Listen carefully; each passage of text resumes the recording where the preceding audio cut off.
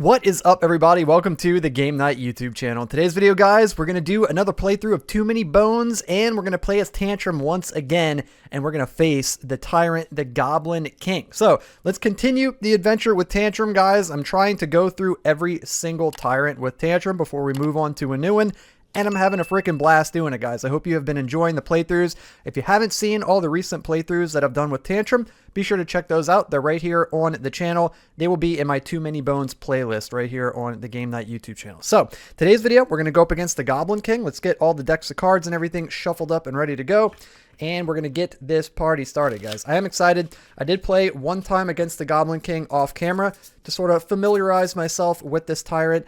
And it was pretty easy. It was actually pretty easy, to be honest with you. So we'll see if I can recreate that same experience today. I did win. if it's not obvious, it was pretty easy, honestly. So we'll see. We'll see how it goes today. Let's go ahead and get the decks shuffled up here. We got our loot and trove loot shuffled up. We're also going to mix up all of the baddie chips. There are a lot of them for the Goblin King. He's got 4 different baddie types: Goblin, Troll, Bog, and Beast. So yeah, he's got a bunch of different baddie types. I'm going to also do this number here and mix them up like this to make sure they get really mixed up. I'll even mix them up a little like this as well. But yeah, he uses 4 different baddie types, so you're going to be using most of the baddies here against the Goblin King. Ziggy, dude, I swear, bro, it's like clockwork, guys. He just ate dinner, and he's got his little bone, and he is right underneath me chewing on his bone. It is so funny. Every time I play Too Many Bones, Ziggy starts chewing on his bone. We're going to let him hang out down there and chew on his bone. Okay, I'm going to put this over here, so you might hear some crunching in the background. It's Ziggy playing Too Many Bones as well. His own version of Too Many Bones. Okay, we're going to shuffle these up as well. Like so. There we go. Cool. Okay, we got our 5-point baddies mixed up. And then we'll do the 20s. Chances are we're probably not going to see any 20s. I feel like unless you play with multiple Gearlocs, you know, if you're playing solo, if you run more than one Gearloc, or if you're playing in a group of people, you'll run into the 20-point baddies because the number of players will multiply. You'll multiply the number of players times the day that you're on, and that's how you get the BQ when you're playing with multiple players. So when you're just playing solo, you tend not to get to 20 baddie points. So yeah, we rarely ever see the 20-point baddies, but it's okay. Maybe moving forward in the future, we could do some dual runs where I play as 2 different Gearlocs. Ooh, it sounds like it's going to be a lot to keep up with, but I don't know, something to think about for the future. Okay, cool. So we got that all mixed up and set up and ready to go. Let's get the encounter deck set up as well. So I'm going to place these down this way. And we've got 2 tyrant encounter cards for the Goblin King here. I'm also using the 40 days in Daylore expansion once again. So all of that stuff is getting mixed up here. We've got the base game solo encounters as well as the 40 days in Daylore encounters here. There we go. Ziggy is going to town on his bone, guys. He is absolutely going to town. He likes to clean his little teeth after he eats. So we've got, we need 8 progress points, and we've got 12 days to reach the Goblin King. So we're going to subtract 3 from the 12, so we're going to have 9. So we're going to get 3, 6, 9. We're going to put the rest over here off to the side, and then we're going to shuffle in the tyrant encounter cards in with these normal encounters. So we'll give those a little mix. And then we're going to put the 3 special encounters that you always do right here on the bottom / top, depending on how you're looking at it. And then we'll put the cover card there. And I think we're pretty much ready to go, guys. I'm going to play on adventurer mode once again. So I'm going to give myself 2 bonus health to start. So we're going to have 6 HP to start. That's something we could do too moving forward. After we beat all the tyrants, we could always go back through and try to play on the next mode, which I believe is heroic mode. Then we're also going to get a training point, and I'm going to put that training point into defense to start out. And since we have 0 defense, we don't have to roll for it. We can just automatically get that training point. And now I think we are set up and ready to go, guys. We're starting on day number 1, so let's go ahead and jump in. Tantrum versus the Goblin King, guys. We are leaving Obendar. So we're going to try to squeeze in some last-minute self-improvement and get a couple training points as we leave Obendar to set out on our journey here. I am going to put a training point into dexterity. And I'm going to, I think, try to go for... Ooh, I'm kind of tempted to go for another attack, to be honest with you. I think I'm going to. I'm going to try to go for another attack. So let's go ahead and roll and see what we get. We need no bones. Okay, we got no bones. Perfect. So we get a bonus attack stat. So we're up to 4 attack, 1 defense, and we've got 4 dexterity. Okay, nice. At the end of the day, we're going to scout ahead. And we rolled a 6, so we could look at a 20, a 5, or a 1-point baddie. I'm going to look at a 1-point baddie. We've got a griffin yearling. He's got flight. I don't like that. No, get the hell out of here. We're going to put him at the bottom of the stack. There we go. I don't want him flying up in the air, and then we can't hit him. That is annoying. Okay, cool. Scouting definitely comes in handy sometimes. Very, very useful. Okay, that is it. We're going to go into day number 2, like so. And we've got hardly out of the gate. So as we're leaving Obendar, some baddies at the edge of the woods in the distance start firing arrows at us. And it is time to show them what Gearlocs are made of. So it's going to be BQ baddie points. So we're on day number 2. It's going to be 2 1-point baddies. And let's see what the first one is. We've got a bog pole. He's got 3 HP. He's got 3 initiative. Oops. And he is a ranged baddie. And he can do poison 1. Okay, so he's going to have 3 initiative. And then our second baddie is going to be a troll brute. Also with 3 HP. He's a melee baddie. He's extremely slow with only 1 initiative. Let's go ahead and roll for Tantrum. We got a 3, so we're going to get to go first on the initiative track. And I am going to post up, I guess, right in front of this dude here. Yeah, I think so. Yeah, let's do that. Let's post up right in front of him right there. Cool, we're going to get our rage die up this way. And let's do this, man. Let's show Obendar what Gearlocs are made of, dudes. Let's go ahead and attack the troll brute first off. I am going to do... He does have thick skin 1.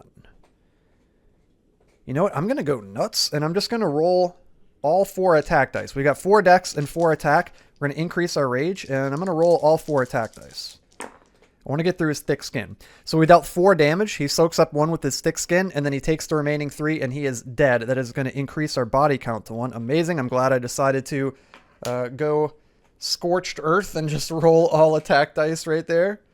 Okay, nice. So we took down the troll brute. Amazing. He's not even going to get to take a turn, poor guy. Cut down in his prime. And then we got the blue dude is going to go, which is the bog pole, and it is going to poisonous 1. It doesn't have any attacks that it rolls. It just inflicts poison.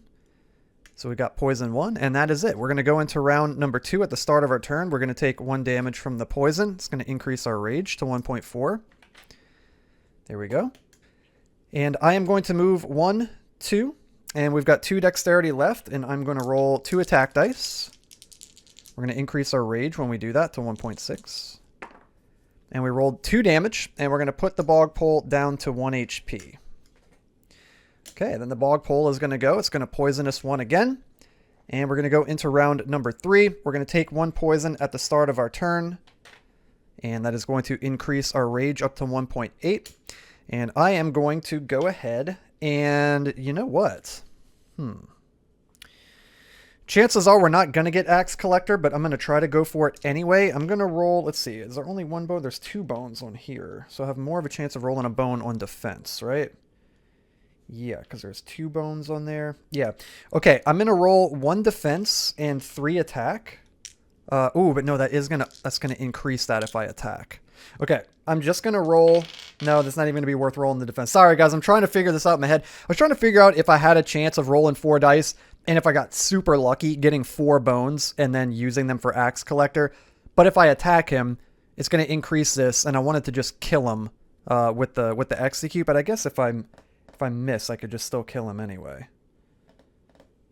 Whatever. I'm just gonna expend this, and we're gonna execute him. Call it a day. We're gonna increase our body count. There we go. We'll just rip the band-aid off and get rid of him now. Okay, nice. And then that is it. That was it. Easy freaking peasy, dude. 1, 2, 3, 4. So we're down to 4 HP. We're missing 2. We're going to get a loot, 2 training points, and a progress point. Let's go ahead and draw our first loot. It is the Spirits of Ebon. It's a single-use loot. It says, on a baddie's turn, prevent the application of 1 effect die to your Gearloc. Okay, that's pretty cool. So like if they poison us or something like that, we can prevent it with this. Very nice. Cool. So we'll go ahead and hang on to the Spirits of Ebon over this way. We get 2 training points. I am going to put 1 into Dexterity, and I'm going to put 1 into my health as well. So we're going to gain an HP. Like so. And we get a progress point. And oh, I'm a goofball, guys. We were supposed to get a progress point from that first day. So we actually left Obendar. And then we get another progress point from this second day. So we get to move along the node here. And of course, we're going to get to this point and then go all the way up here to try to get to Warspire to the Goblin King up that way. Okay, cool. And I believe that that is it. I'm going to rest and recover at the end of the day. Gain 2 health. 1, 2, 3, 4, 5, 6, 7. Cool. We're at full health. And we're going to go into day number 3. Like so. And we're going to have to cross the Cybron River. So we could have the Molnor try to help us across on a boat, or we can tuck our ears and walk like a commoner. I'm going to go ahead and tuck my ears, walk like a commoner, and try to sneak across. We need anything but a 1 or a 2. And we rolled a 4. Excellent. We're going to get 1 training point and 2 progress points. I'm going to put the training point into defense. I'm going to go for defense. So let's go ahead and roll. We want anything but a bone. Okay, we got a bone. We get 1 more attempt at defense. At a defense training attempt, and we rolled a 1, so we got it. So we're going to go up to 2 defense now. Excellent. And we get 2 progress points. So we're going to go 1 and 2 along the Cybron River like so. And at the end of the day, I am going to, first I'm going to put my rage die back over here. I'm going to scout ahead. We rolled a 2, so we could look at a 1-point baddie. And this time we've got a dire wolf pup. 3 health, 3 initiative, only 1 attack, and lashback 1. That is easy freaking peasy. He can chill right there on top. Okay, nice. That was the end of the day. We're going to go into day number 4, and we're going to start getting into some unexplored territory here, potentially. We've got the old stomping grounds. Finally, a landmark. Finally, a landmark I recognize, even. Before the tyrants invaded and things got bad, groups of us would hang out on these shores. The pond had a peaceful, calming quality that was worth the couple days' travel to reach. I know this area better than maybe anyone or anything, but now it's become a home base for trolls. With fresh water and plenty of fish, it's the perfect base of operations for them. The clean spring water is also just right for brewing their fermented drink of choice. Guess we're about to see who knows this place better. So we got a couple options here. I've never done this one, by the way. It says reclaim your childhood or no time to get sentimental. Draw them out to the road. So if we choose the first option of reclaim your childhood, it says BQ, baddie points, include Troll Brewmaster, which is a 5-point baddie, if possible. So we would have 4 1-point baddies and a 5-point baddie. On your turn, you may spend 1 dex to move any initiative die 1 spot. So wait, on your turn, you may spend 1 dexterity to move any initiative die 1 spot. So you can move any initiative die on the meter, including baddies. Or if we choose the second option, no time to get sentimental, draw them out to the road. It's BQ baddie points, include the Troll Brewmaster, which is a 5-point baddie if possible. Only 1 baddie may be on the battle mat at a time. Oh, interesting. And then it says at the bottom in blue, both choices, if successful, you may place special encounter, something's brewing, on top of your encounter deck. Ooh. Really? Okay. It seems like a lot of baddies to face this early. Kind of want to do the second one so there's only 1 baddie can be on the battle mat at a time. I think I want to do that. Yeah, I think I'm going to do that. So I'm going to go with the second one. We're going to forfeit the loot that we would get if we choose the first option, but I don't want to die and lose. And I feel a little sketched out having 4 enemies, 4 baddies on the table all at one time this early on.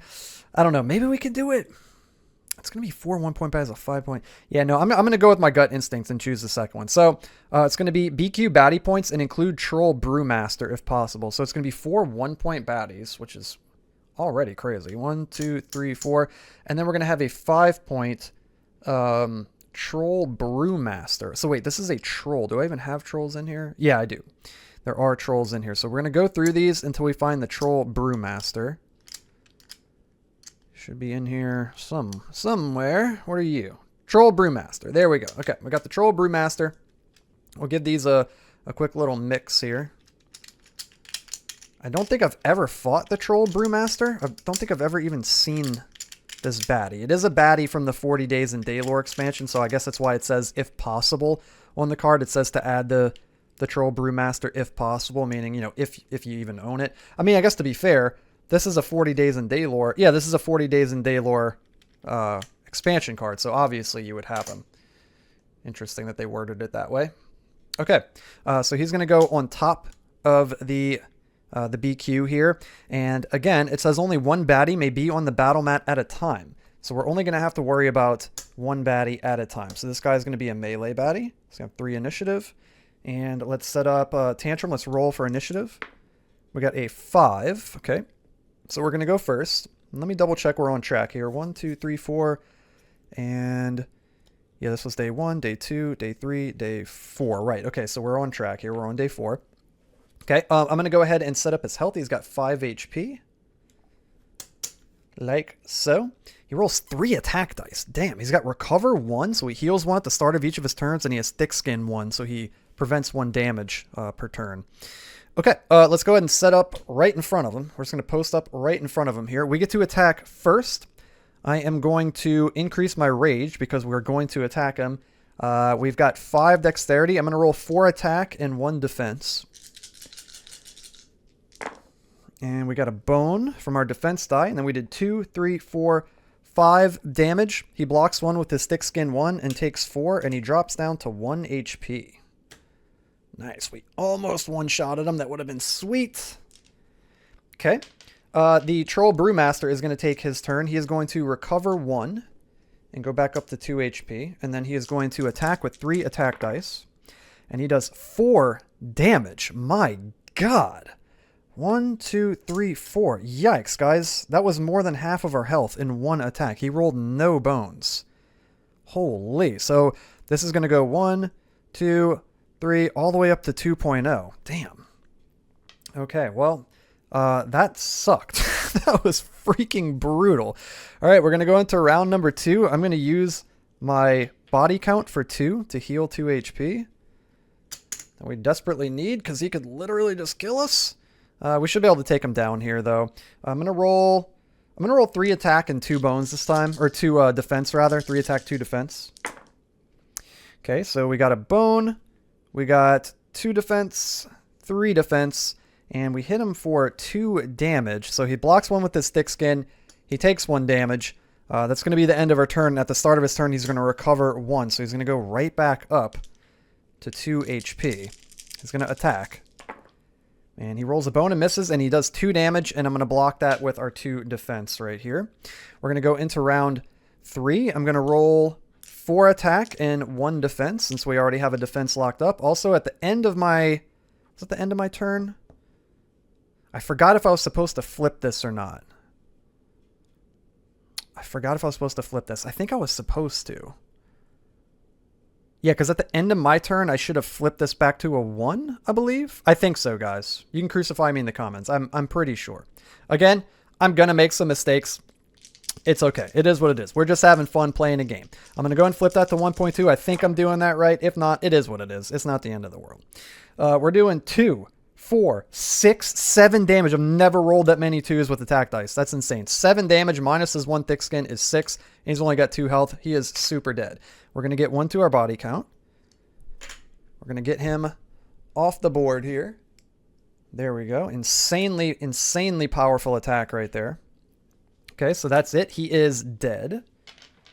So that's going to be the end of the round, right? Yeah, it's going to be the end of the round. So then the next round is going to be round 4, and we're going to get another baddie out on the mat. Because remember, it says only 1 baddie may be on battle mat at a time. So we're just going to fight them one-on-one. We're going to end up going into fatigue rounds too. Okay, so we're going to have a direwolf pup here. And he's going to be at the bottom of the BQ. So we're just going to get to go first every time. Dude, this is going to be insane. Okay, we've got 4 attack. I've already got both my defense tied up. I'm going to go ahead and use this for some... to get 2 bones potentially because we're attacking. We have to increase our rage. Okay, we rolled 2 bones here. if I hit him, he's going to do lashback. It's not really what I wanted. We'll just do it anyway. We'll hit him for 2 damage. He's going to lash back 1. I'm going to block it with this 1 defense. Okay. And I think I'm going to spend these 4 bones. And I'm going to get Axe Collector, since we were at our Axe Collector backup plan right there. Okay, now the Direwolf Pup is going to go. It's going to roll 1 attack die. It's going to do 1 damage, and we're going to block it with our 1 defense and go into round number 5. I'm going to roll 2 defense and 3 attacks. We're going to increase our rage die to 1.6. Okay, we got 1 defense. We got a couple of bones. And we did 2 damage, and that is going to kill the Direwolf Pup. He's not going to do lashback. We go up to 2 on our body count. Yeah, he's not going to do lashback because we defeated him. He has to still be alive in order to do his lashback. I'm almost positive. Let's double check just to make sure. I'm almost positive, though. Lashback. Yeah, so long as it was not defeated. Okay. But he was defeated, so he's not going to do his lashback. He's a goner. Very nice. We're just going to leave that die there because now we're going to go into fatigue rounds here. And we're going to get a Goblin Bomber out in play. So he's going to have 3 health. I'm going to go ahead and remove 1 now because we're both about to take fatigue damage. And he is going to be a ranged baddie. Okay, very nice. And it looks like we're still going to get to go first here. He's got Mischief 1 Careless. Okay, let's just see if we can just kill him. Actually, you know what? I could just throw an axe at him. Could just throw an axe. I'm not going to throw an axe. I'm going to move up here. We're going to go down to 4 dexterity. I'm going to use the 3 bones from here. Oh, I've got to roll first, actually. I've got to roll first. I want to attack him, but that's going to increase that. You know what? I think it's okay. I think it's okay. I'm just going to go ahead and attack him. We've got 4 dexterity left. I'm going to roll 3 attack and 1 defense. So we are attacking, so that's going to increase our rage to 1.8. Okay, we got 2 bones here. And we did 3 damage, and he is dead. He's only got 2 health left. That's going to increase our body count. Guys, this is crazy. We're going to get a lot of body count from this. And the potential to get a lot of bones. Okay, amazing. He's dead. Get absolutely destroyed. I'm glad I went with this choice. I know we're not going to get the extra loot, but it is what it is. I'll just leave this here, I suppose. And I think that is it. Yeah, I think that's it. Okay, next round's going to be another fatigue round. These guys aren't even getting a chance to go. Ooh, we got a clay golem with break. Yikes. That's not really what you want to see. He's going to have to go into the 2nd slot since we're occupying this slot that he wants to go in. Cool, so then we're each going to take 1 damage from fatigue. Like so. At the start of my turn, I'm going to use my 3 body count to heal up. So now we're at 6. We're just 1 health short of full health. There we go. I'm going to roll 4 attack and 1 defense. Ooh, he's got break, though. He's got break. I'm going to go 1, 2, 3. And I'm going to throw an axe at him to hit him for 2. And I've got 2 dexterity left. I'm going to use a one of it to roll a defense die. Wait, he's got... I could have just executed him. Hold on, I'm going to take that back. I'm going to take all of that back. It just hit me. I could have just executed him. Rather than hit him for the 2 damage with the axe, I was stood right next to him. I'm just going to spend my execute die here because he's a 1-point baddie, and we'll just execute him.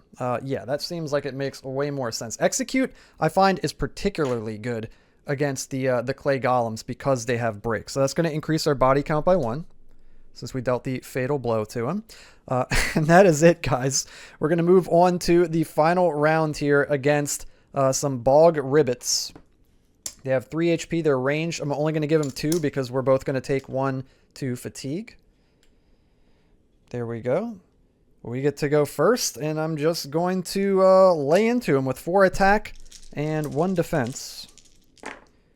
And we got a bone here. I'm going to spend my 5 bones to recoup, and we're going to heal 4 HP. 1, 2, 3, 4, 5. So we're going to heal 2 HP and go back up to full.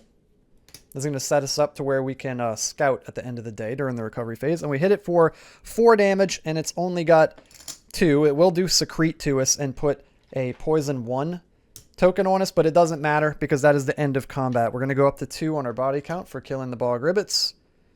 And then at the end of battle, we can just remove the poison.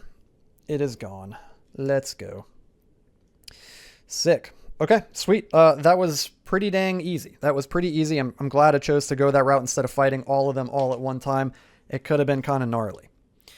All right, so what do we got here, guys? We're going to get a training point and a progress point. I'm going to put the training point toward my dexterity. So we're going to have 6 dexterity. We've got 4 attack, 2 defense, and 7 HP currently. We're not dabbling in our skill dice just yet. We're also going to get a progress point, and we're going to go whoop down the map. So let's make sure I'm doing this right. 1, 2, 3, 4, 5. We've gotten 1, 2, 3, 4, and 5. Okay, perfect. We are on track. Let's go ahead and scout the area. And I rolled a 4. We can look at a 5-point or a 1-point baddie. Considering we're going into day 5, I want to look at a 5-point here. We've got a bog deserter. A bog deserter. Secrete 2 and poison 1. 6 HP, 3 initiative, 2 attack dice. It's a lot of poison. I'm gonna leave him. I'm gonna leave him. I think there's some nastier ones out there that I'd rather not deal with, so I'm just gonna go ahead and leave him there. Okay, cool. That is it. That's the end of the day. We're gonna go into day number 5. Now keep in mind, guys, we've got 12 days to reach the Goblin King. I can almost promise you we're not gonna go all 12 days. I think I got to day 9 and challenged him when I played off camera, and I beat him. So yeah, we're probably not going to have to go that far. I don't know why it gives you so many days. It's kind of wild. But okay, we're going to go into day number 5 here. We've got maybe if you play on like the true hard version of the game where you don't start with 2 extra health and a training point, maybe you do need all 12 days. But yeah, so we're gonna go on to the circuit breaker encounter here. It says the tunnel ahead seems like the only way through this cave now that the enemies are on my heels, but the terminal controlling this steel door is sparking and shooting electricity like a summer storm, and the controls seem jammed up. There are 2 ways this can go down. I can attempt to unlock the thing while fending off my pursuers, or I can think like a troll and randomly jam every metal implement I can find directly into the guts of the terminal in the hopes of getting lucky.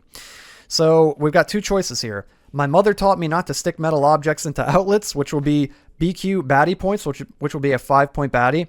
Once per turn, prior to rolling other dice, you may spend 1 dexterity to make a single lock-picking attempt on a 3-trip, 4-lever, 3/4 lock.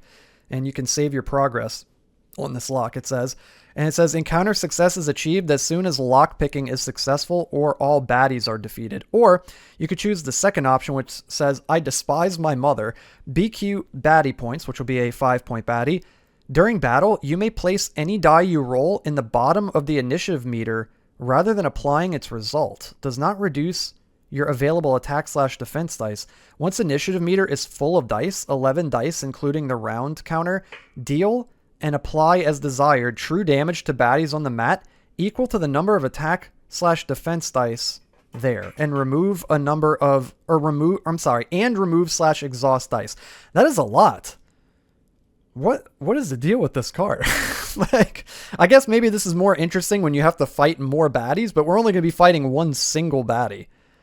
I don't want to do like either of them really. We're just going to knock out this baddie. We don't need to do all this other stuff, all this lock picking and putting 11 dice on the meter and stuff. Like, we're going to kill the thing way before then. We don't get anything extra on either of those, so it doesn't really matter which one we pick. I guess I'll just go with the first one. My mother taught me not to stick metal objects into outlets. BQ baddie points. So that's going to be 1 5-point baddie. It's going to be this dude right here. It's going to be a melee baddie with 6 HP. There we go. He's going to have 3 initiative. Boom. And once per turn, prior to rolling other dice, you may spend 1 dex to make a single lockpick attempt. It says you may. You don't have to. I'm probably not even going to do that, to be honest with you guys. I don't want to spend my dex on that. So I'm just going to go ahead and roll for Tantrum. We got a 3. We're going to go first, and we're going to post up. Where are we going to post up? Should I make him come to me? 1, 2. He'll be able to reach me. Oh yeah, I've got to go. I've got to go here. You know what? I'm just going to post up right in front of him. Screw it. I was thinking about maybe using axes to hit him, but I'm not worried about it. So we are going to go ahead and attack him. I'm going to increase my rage right out of the gate. I'm going to roll 4 attack and 2 defense. Since we have 6 dexterity now, I can roll all my attack and defense. Okay, we got a couple of bones. We got 2 defense and 3 damage.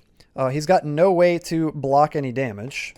So we took off half of his health, and he's got Secrete 2, which if I'm not mistaken is going to put a Poison 2 die on us, but let me go ahead and double check.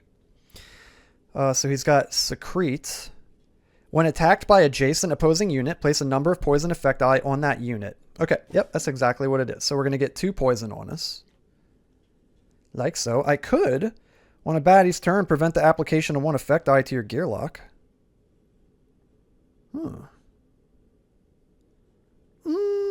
No, I'll just leave it. I'll just leave it. I'll let him do the 2 poison. It is what it is.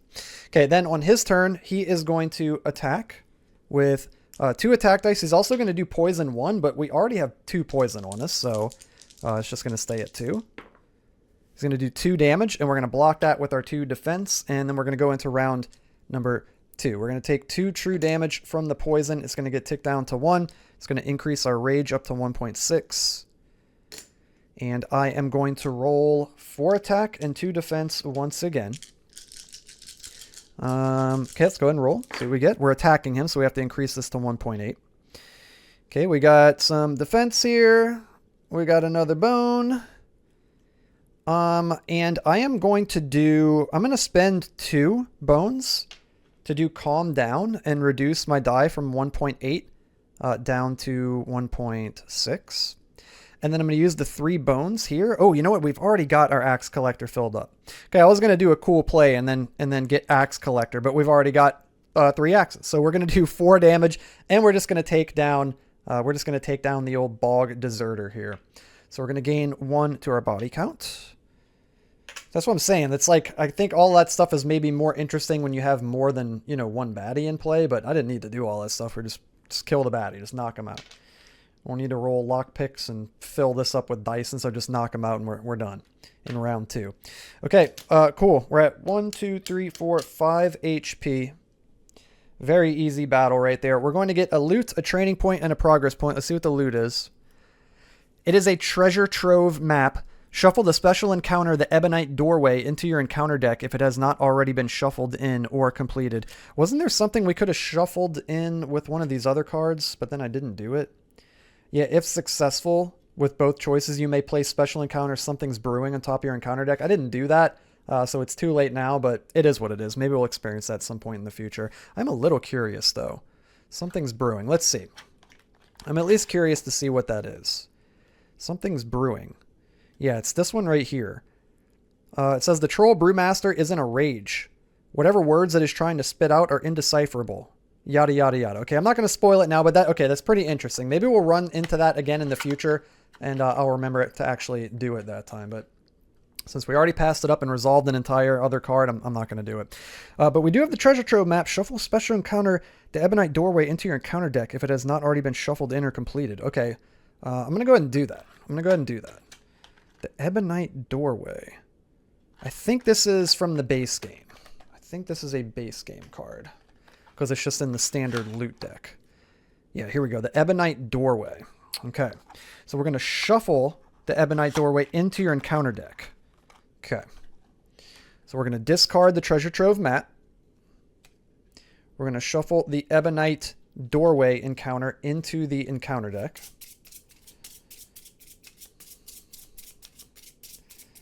There we go. Okay. So we got our loot, then we get a training point. Let's also go ahead and remove all of this stuff over here. Okay, we get a training point. I'm going to go for attack. So let's go ahead and roll. We need no bones. Okay, we got a couple bones, so we can apply the point somewhere else instead. I'm going to put it into cripple. Let's go ahead and grab cripple. So we'll get our first skill die down this way with cripple. Okay, and then we're going to get a progress point and go whoop, to the Orc Trove, and we're only 2 nodes away from Warspire, guys. At the end of the day, I want to heal up. 1, 2, 3, 4, 5. So we're going to heal, rest and recover, gain 2 health, and go back up to full health at 7. And let's go into day number 6 and see what we've got here. Ooh, we've got a tyrant encounter. We have a goblin problem. Goblins everywhere. These locusts of Daylor seem to be growing in number at an alarming rate. No matter how many are cut down, others show up to take their place. It seems impossible to make a dent in their numbers. Exhausted and behind schedule, every minute wasted on these pesky things gives the Goblin King time to gather and send out reinforcements. Clearly, a different approach must be found. This plague must be eradicated at the source. The unfortunate reality is that the most direct route means, ugh, even more goblins. There's only one option for us to choose here. Press on. The Goblin King will soon be within reach. BQ baddie points. Party of 1 to 2, so that's us. Add a 1-point baddie, add a 1-point goblin type baddie to the top of the BQ. This is persistent. Apply the following effect to every future battle you encounter that contains BQ baddie points. Add the last goblin type baddie that was defeated to the top of the BQ. Oh man, that's annoying as hell. That is annoying. So day 6, so we're going to have a 1-point and a 5-point. And then party of 1, add a 1-point goblin type baddie to the top of the BQ. So let's see if we get any goblin type baddies. That's not a goblin. None of these dudes are goblins. There we go. Okay, so we got a goblin right there. These other ones will go on the bottom of the stack. There we go. Okay, cool. So let's go ahead and set this up, man. We're going to have a goblin sandbagger here. He's a ranged baddie. He's got 4 initiative. He's got mischief 1, 1 attack, 1 defense. Then for a 5-point baddie, ooh, we got the stone golem coming in with 7 HP. There's a big dude right here. He's got 3 initiative. Put him down this way. He's got break corrosive for his backup plan. 3 attack dice, 2 defense. He is gnarly as hell. And then we're going to have a griffin yearling. It showed up after all. It is a melee baddie. It is a melee baddie. It's got 5 initiative, very fast. And then we're going to go ahead and reset this to 1. Let's go ahead and roll for our initiative for Tantrum. We've got a 4, so we're going to be in 2nd place on the initiative meter, like so. And there we go, guys. Let's go ahead and set up on the mat here. He's going to do flight and fly before we can even hit him, unfortunately. I don't want to use... Oh, man. I don't want to use any attack dice on him. Ooh. Honestly, I think this is probably our best bet right here. Ooh, this is going to be kind of sketchy, guys. This is going to be a little bit sketchy. Wish me freaking luck right here, guys. Okay, so the Griffin Yearling is going to go first. It's going to attack with 2 attack dice. We've got no way to defend just yet either, which sucks. It hits us for 2 damage. That's going to increase our rage up to 1.4. And right out of the gate, we are down to 5 HP. Not ideal. Then the Griffin Yearling is going to go into flight. So we cannot target it. Okay, and then it's going to be Tantrum's turn. I'm going to throw an axe at the golem here. 2. There we go. And I'm going to move up 1. So now we have 5 dexterity left. I'm going to target the goblin sandbagger. I'm going to roll 2 defense. I'm going to roll, I guess, 3 attack because we've got 5 dex left. So I'm going to increase my rage die. Let's go ahead and attack. Okay, this one is like kind of half move. There we go. It's on a 1. So we're going to put 1 defense here. We got 1 bone as well, and we did 3 damage, and he's only got 2 health. So this guy is dead. Let's go. We're going to get 1 to our body count and go up to 4. I probably should have used my body count, actually. Can I retroactively do that, guys? I'm going to say that I use my 3 for my body count, and then when we kill him, we go up to 1. I should have done that first, but it is what it is. I don't care, dudes. I'm doing it. 1, 2, 3, 4, 5. So we're going to go up 2 HP, back to full. There we go. And then this dude is a gone pecan. We'll put this over this way.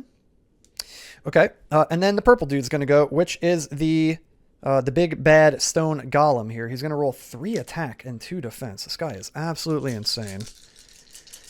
Wish me luck. Okay, he's going to get 2 defense. He is going to do 3 damage. We're going to block 1. We're going to take 2. That's going to increase this, unfortunately, up to 2.0.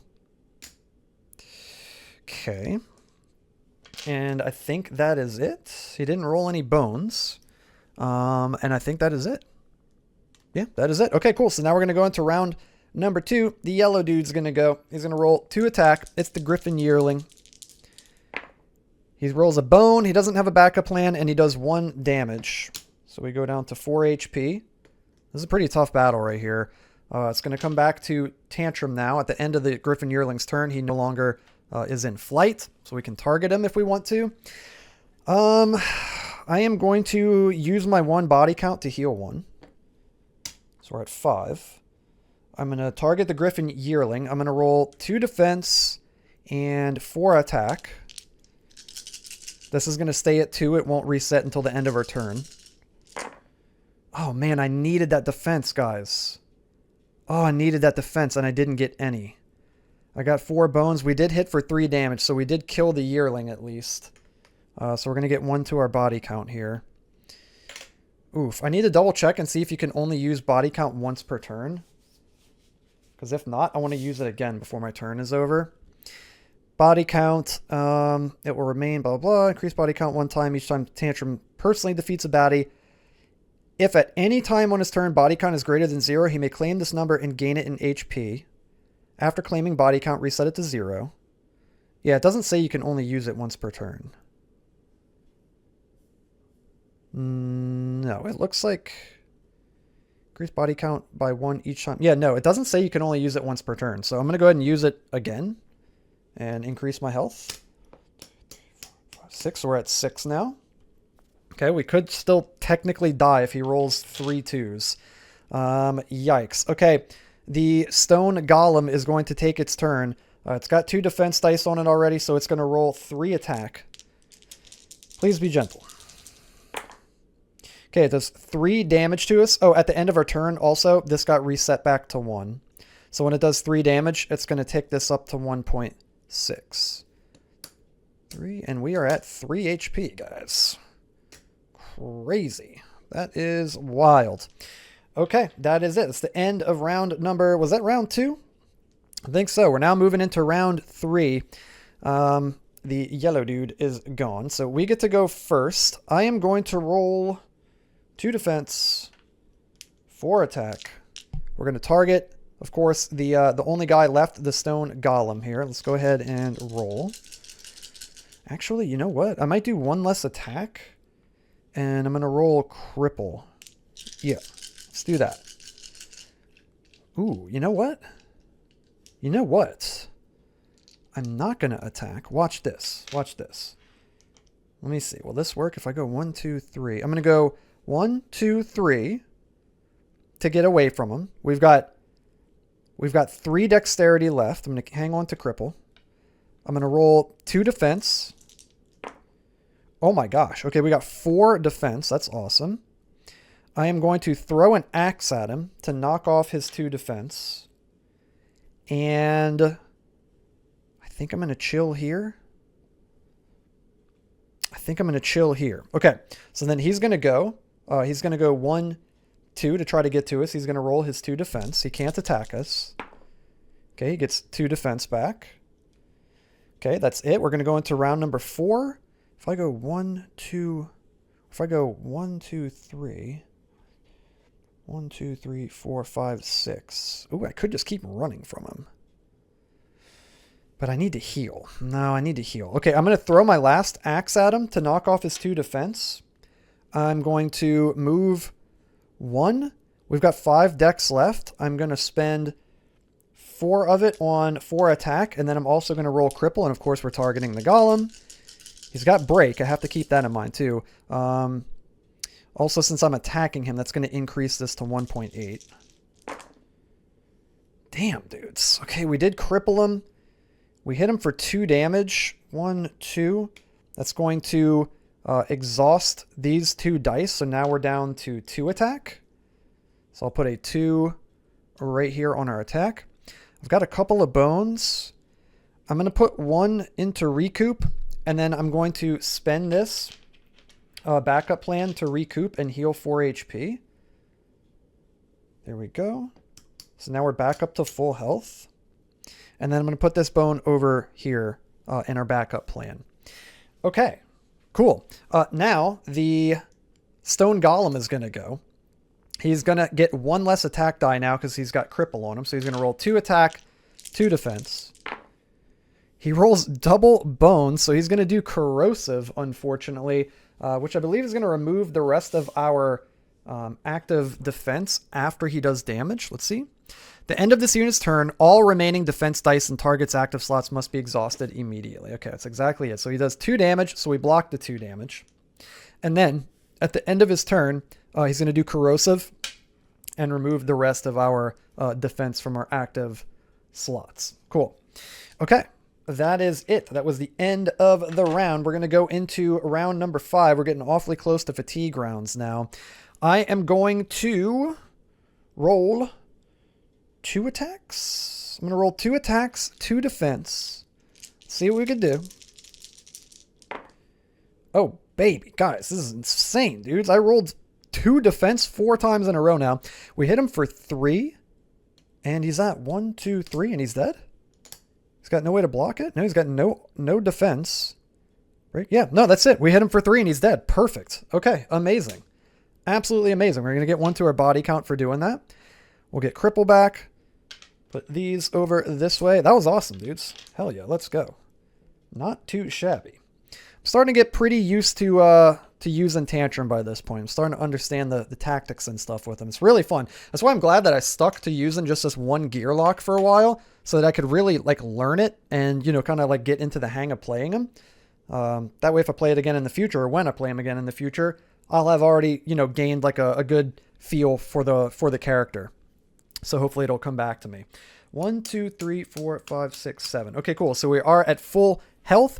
We're going to gain a progress point, a training point, and we're also going to gain a loot right here. So let's go ahead and grab our loot. The utility parts. On your turn, unexhaust anyone die. May include fellow Gearloc dice. We're playing alone, of course, but that's still very useful. Also, we have to keep in mind this too, guys. I should probably put this like here, so I hopefully remember. It's persistent. Apply the following effect to every future battle you encounter that contains the words BQ baddie points. Add the last goblin type baddie that was defeated to the top of the BQ. So we got to keep that in mind. We're also going to gain a training point. I'm going to put the training point. I'm going to attempt to put it into my attack again. We need no bones. And we got it. Let's go. So we get to go up to +2 attacks. So we've got 5 attacks now. Hell yeah, dude. Let's freaking go. Okay. And then we get a progress point. And whoop, we are 1 node away from Warspire. Very nice. At the end of the day, since we're already at full health, I am going to scout ahead. Rolled a 1. We're going to look at a 1-point baddie. And we've got a Goblin Pyro. He's got Cunning. He's ranged. He does 2 attack. I'm not too worried about this guy, honestly. I'm going to let him hang out. He's not too difficult to deal with. We'll let him chill.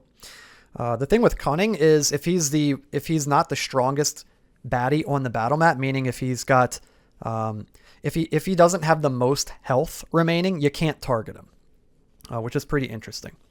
So he just kind of hangs out in the back in the ranged slot, just attacking you every turn. There's not much you could do about it. You can't target him until he's the weakest, the weakest baddie on the mat with either the least amount of health or tied for the least amount of health. Okay, sweet. That is it, guys. Let's go into day number 7 now. And I just knocked over old Tantrum. Sorry about that, buddy. Okay. Oh, man, here we go. We got the special encounter, the Ebonite Doorway. It's actually real. The fabled Ebonite Doorway. Its existence is the subject of moonshine monologues and fireside tales. And yet, here it is. Time to see if the treasure is also real. The map says to press each stone from smallest to largest to open the door. Check. Now, each tunnel stone must be stepped on in the same way. Check. Finally, light the torches in that order. I feel like I should be wearing a hat and a whip.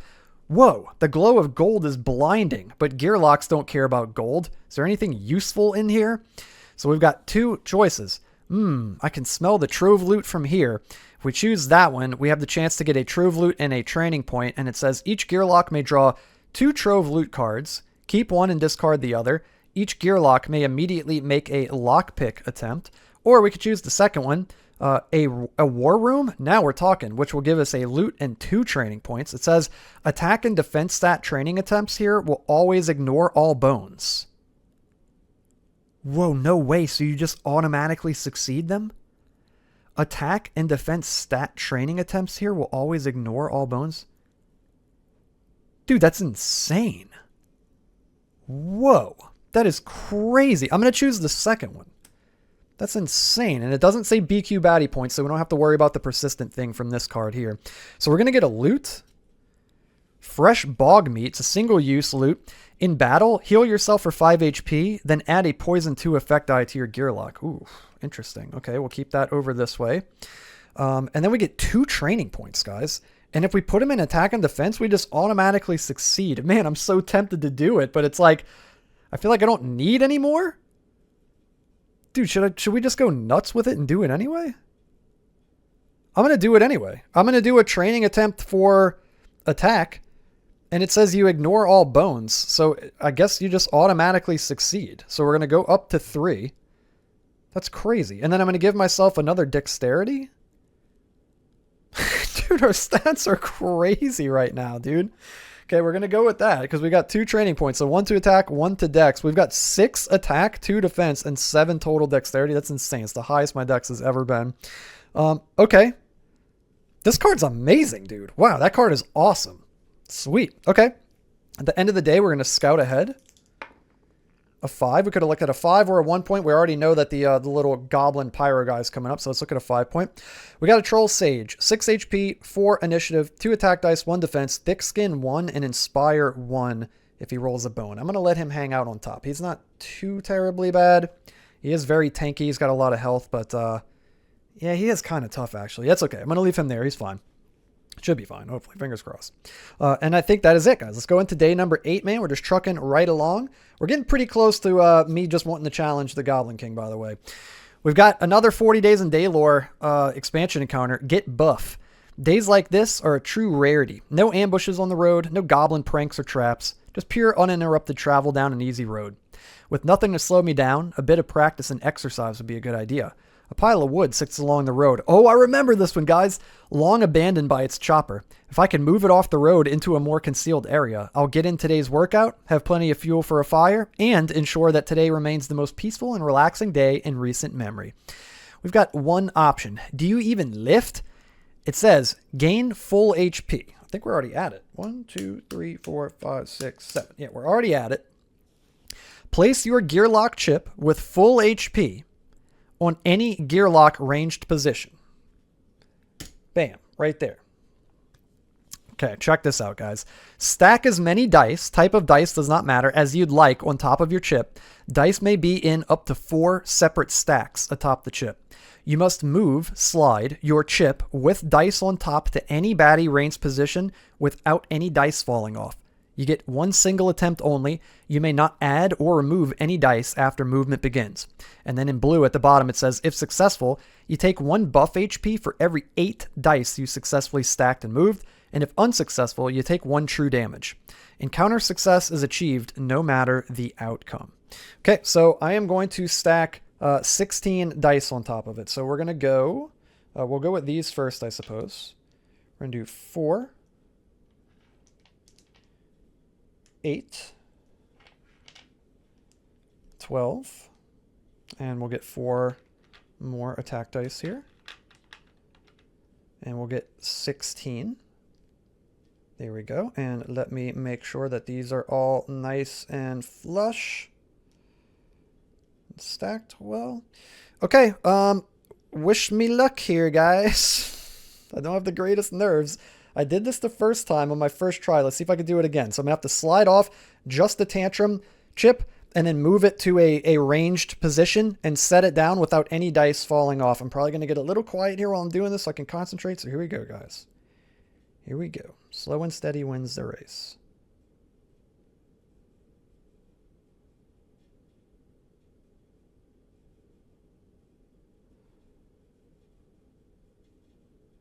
Oh man, this is nerve-wracking, guys. I'm waiting for it to plop down. I'm trying to barely loosen the grip. There we go. I'm pretty good at that. I'm actually pretty good at that. There we go. So we managed to do it. That was 16 dice. So that is 2 buff HP that we're going to get. 1 buff HP for each 8 dice that were on the stack. There we go. I really like that one because I'm surprisingly fairly decent at it. So yeah, I actually really, really like that card. I will take it, dude. Let's go. 2 free buff HP. Yes, please. Awesome. Cool. And it's just different. It's just like a very different thing to do.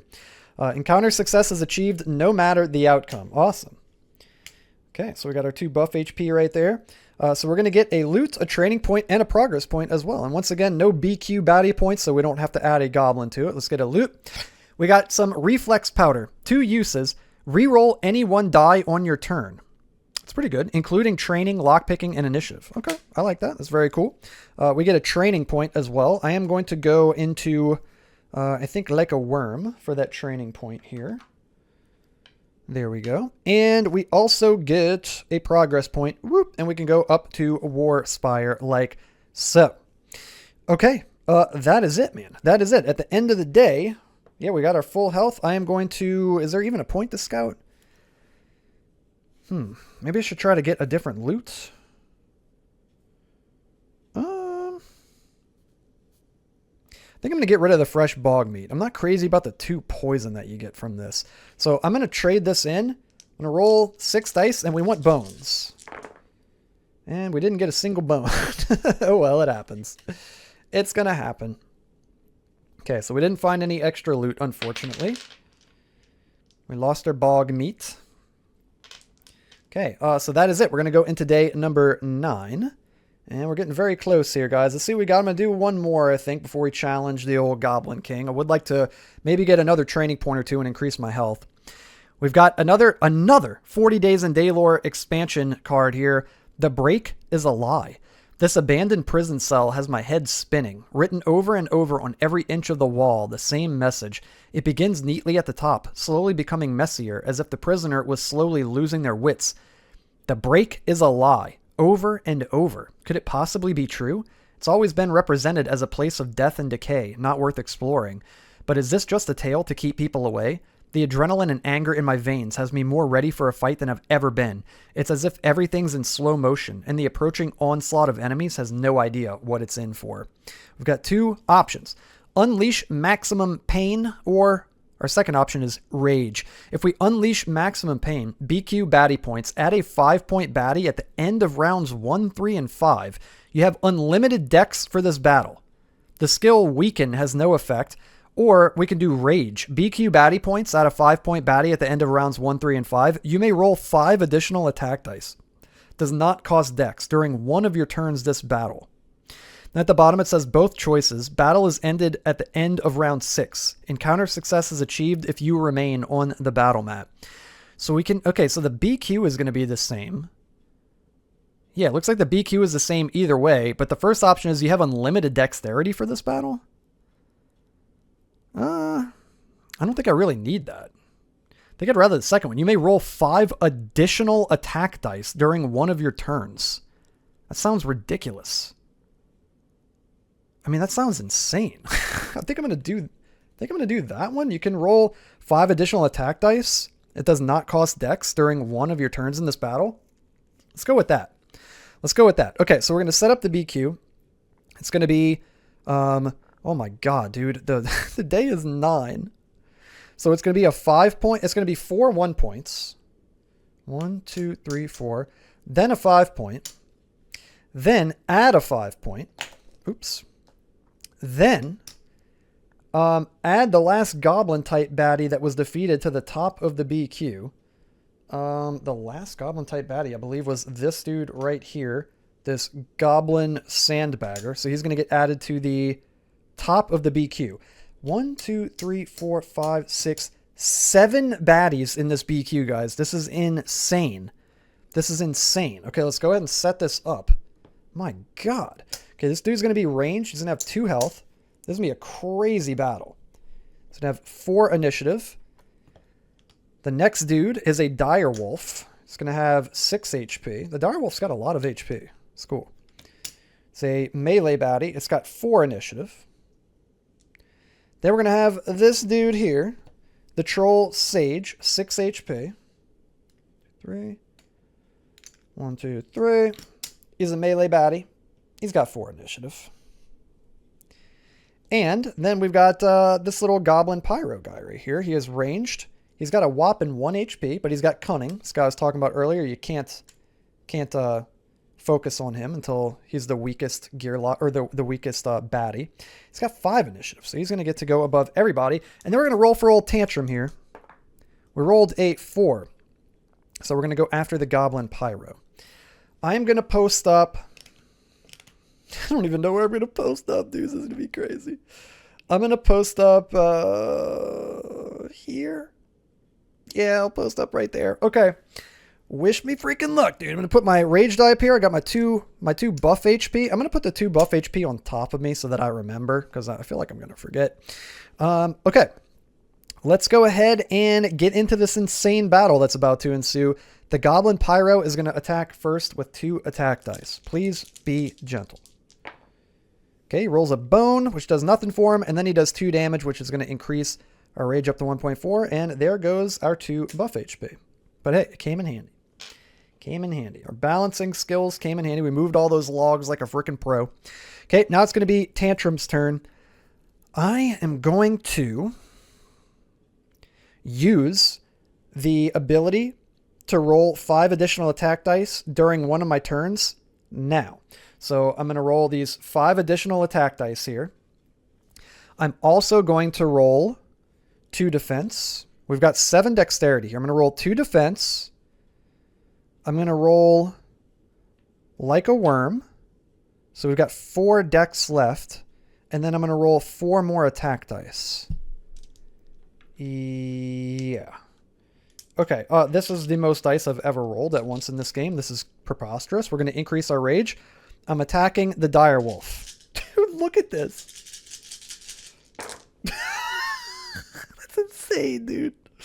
That's crazy. Give me this 2 defense. Dude, 2 poison armor. We got a bone. We got a bone.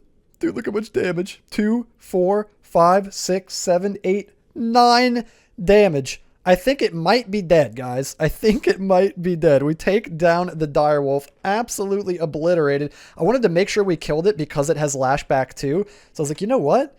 There's not any more 5-point baddies other than this guy. So let's just go ahead and lay into the wolf now, into the dire wolf with that 5 bonus attack dice and just finish it off. Dude, that was insane. That was actually insane. Okay, amazing. That was amazing. Here, we'll put these over this way as well. That was crazy. Okay, we got a body count right there. We got some armor. And we've got this set up and ready to go as well. I'm going to use the 3 bones from this. And I'm going to spend 4 of them. I don't know how this works because you're supposed to spend them from left to right, I believe. And the ones on the right move down. I think. So I'm not entirely sure. I'm going to spend the 4. You guys can let me know down in the comments if I did that wrong. I'm going to spend the 4 for Axe Collector, and I'm going to keep this one here. You know what? Just to be on the safe side, because I don't know, I'll go ahead and remove that one. Just to be on the safe side. I'm not sure. Not 100% sure. Okay. Because I'm pretty sure in the rulebook it says to spend them from the left, and then the ones that are here get slid down. But like in that instance, I had... What did I have, guys? I had something like this. So if I use them from here for Axe Collector, I feel like it would use all of them, because you have to use them from the left. So it'd be 1, 2, then 3, 4, 5, and then they would all get removed. I think that's how that works. So we got our Axe Collector. Cool. I could technically use it too. It's still my turn. I could do that during my turn. I'm going to throw an axe at this dude back here and just kill him. Just outright take him down, dude. We're going to get another point to our body count here. And then we can remove both of these dice from the initiative track. Dudes, we went on a freaking killing spree right there, dude. An absolute rampage. Let's go. Yeah, dude. Rage. We went into a rage right there, which is perfect. That matches our character. Okay, nice. Now the yellow dude's gonna go. He's like, "Are you freaking kidding me?" He's gonna go 1, 2. He's gonna move in, be like, "I guess I'll try." He's got 2 attack, and he's got 1 defense. He has inspire, but he's the last guy, the last baddie on the initiative track this turn, so he's not gonna inspire anybody. He's gonna attack. He gets a bone that is gonna inspire. Again, it's not gonna inspire anybody. And then he's got 2 damage, and we're gonna block both of that right here with our 2 defense. And that is it. Let me make sure I'm not messing anything up. No? Okay. Cool. We're going to go into round number 2. And let's see who we've got entering the battlefield. Oh, man, a clay golem. A clay golem, and I already spent my rage die. I could maybe use utility parts to get it back. Should probably do that, because I want to execute this guy if possible, since he's got break. And then we're going to get another dude. And we've got another little goblin guy. A goblin... What is this? A rioter? Yeah, a goblin rioter. He's got 3 HP. He is going to go in a melee slot. Also, these dudes... you don't have to worry about their initiative numbers. They just get added in the order that they come in. If they come in from the BQ later on. Okay, so green dude's going to go first. He's still just chilling in the back. I am freaking surrounded over here, by the way. He's going to do 3 damage. What a little jerk. 1, 2, 3, like so. And you know what? I'm going to leave that right there because now it's our turn. And I'm going to go ahead and pop my body count for 3 and get my 3 health right back. Thank you very much. Okay. Do I want to get this back? I kind of feel like I do. I'm going to do utility parts. And on your turn, unexhaust any one die. So I'm going to go ahead and unexhaust this die. Add that back to our active slot. And there we go. I am going to throw an axe at this dude. He is not considered orthogonally adjacent. He is diagonal, which is not technically adjacent according to the rules. So I can target him with the axe for 2 damage. Next, I am going to roll. We're back down to having 7 dex. We used our one turn 5 extra attack already on the direwolf. I'm going to roll 2 defense. And 5 attacks. And I'm going to attack the troll sage. Okay, I'm going to increase my rage die by 1. And we got a bone. We got 1 defense. And we did 1, 2, 3, 4, 5 damage. Minus his thick skin 1 is going to hit him for 4. And he's down to 2 HP. Nice. Okay, pretty good. Pretty good. I think I will go ahead and leave it there. And now it's going to be the yellow dude's turn, which is the troll sage. He's going to roll 2 attack and 1 defense. Okay, he's going to get 1 defense. He's going to hit for 2. I'm going to block 1. I'm going to take 1. It's going to increase my rage to 1.4. And then I'm going to apply 2 poison to him by exhausting my poison armor. There we go. Cool.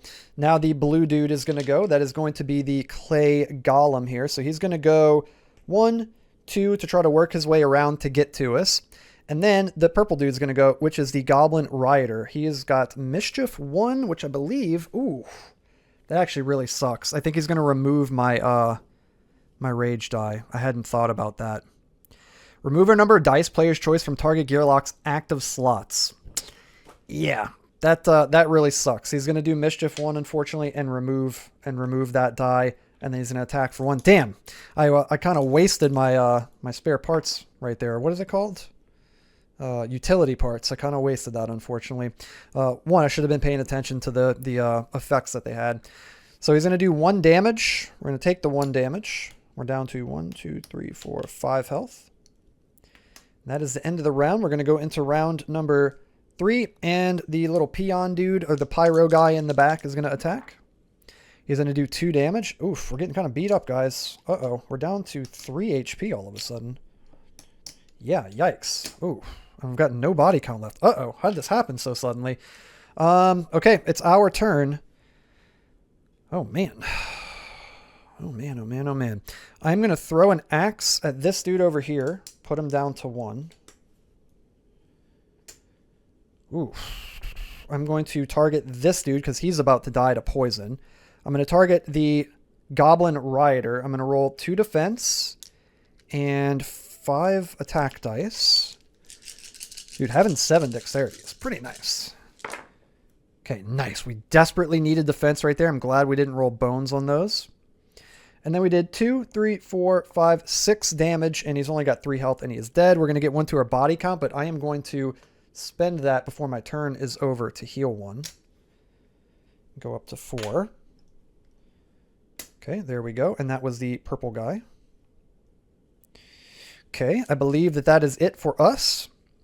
So now it's going to go over to the yellow dude, which is this guy right next to us. He's going to take 2 poison, which is true damage at the start of his turn. And that is going to kill him because he's only got 2 health remaining. So he is dead. There we go. Somebody did tell me that, I think somebody told me in a comment that if an enemy dies to poison, it's not technically considered Tantrum killing them. Still don't know what to think of that because it was my poison armor that put the poison on him and killed him. So I'm really not sure. I'm not going to count it toward my body count this time, but maybe somebody can let me know if you know the ruling for that. Okay, so the yellow dude is gone. And then we got the blue dude. So he's going to move over. He's going to finally get to attack. He's going to roll 1 attack die, the old clay golem here. And he rolls a bone and misses his 1 shot and he whiffs it. Okay, we're going to go into round number 4 and we're going to get our final baddie in play. This has been a crazy battle here, guys. He's got 3 health. It is a goblin bomber. He's going to be in a ranged position. He's going to go to the bottom of the BQ. And the old Goblin Pyro is just launching attacks at us still from the back ranks. He does 2 damage. We're going to defend. And now it is our turn. I am going to... I'm going to... Ooh. I'm going to move 1. So we're down to 6 dex. I'm going to roll 1 defense since we already have 1 locked up. And then I'm going to roll 5 attack. And I'm going to attack the Goblin Bomber. Damn, I rolled a bone right here. I did not want a bone. Okay, we got 4 bones. I'm going to spend these to get my Axe Collector backup plan back to 3. We did 4 damage. He's got no way to defend, so he's dead. I'm going to get 1 to my body count. There we go. He is a goner. Okay, we'll put that right there. And then before the end of my turn, I'm going to throw an axe at this dude and take down the clay golem. There we go. We're going to get 1 to our body count. There we go. What am I at? 1, 2, 3, 4. And I've got 1 defense. So even if he rolls perfect and rolls double 2s, we'll still be at 1 and we won't die. So I'm just going to hang out there. We took down the blue guy. And that is it. We're going to go to round number 5. And this is his last chance, guys. He is the only one left. We're going to clobber him this turn. He rolls a bone and 1. We block it. It's our turn. We're going to move over 1. We've got 6 dexterity left. I'm going to roll 2 defense, 4 attack. Do we have 2 bones on here or just 1? Ooh, there's 2 bones on here. I'm going to roll cripple. I'm going to roll cripple with it.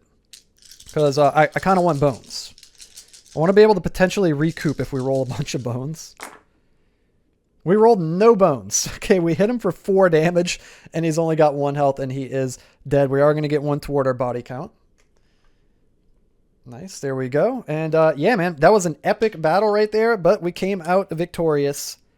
Let's go. Amazing, dudes. We're going to put cripple down this way, and we'll fill up our other things over here.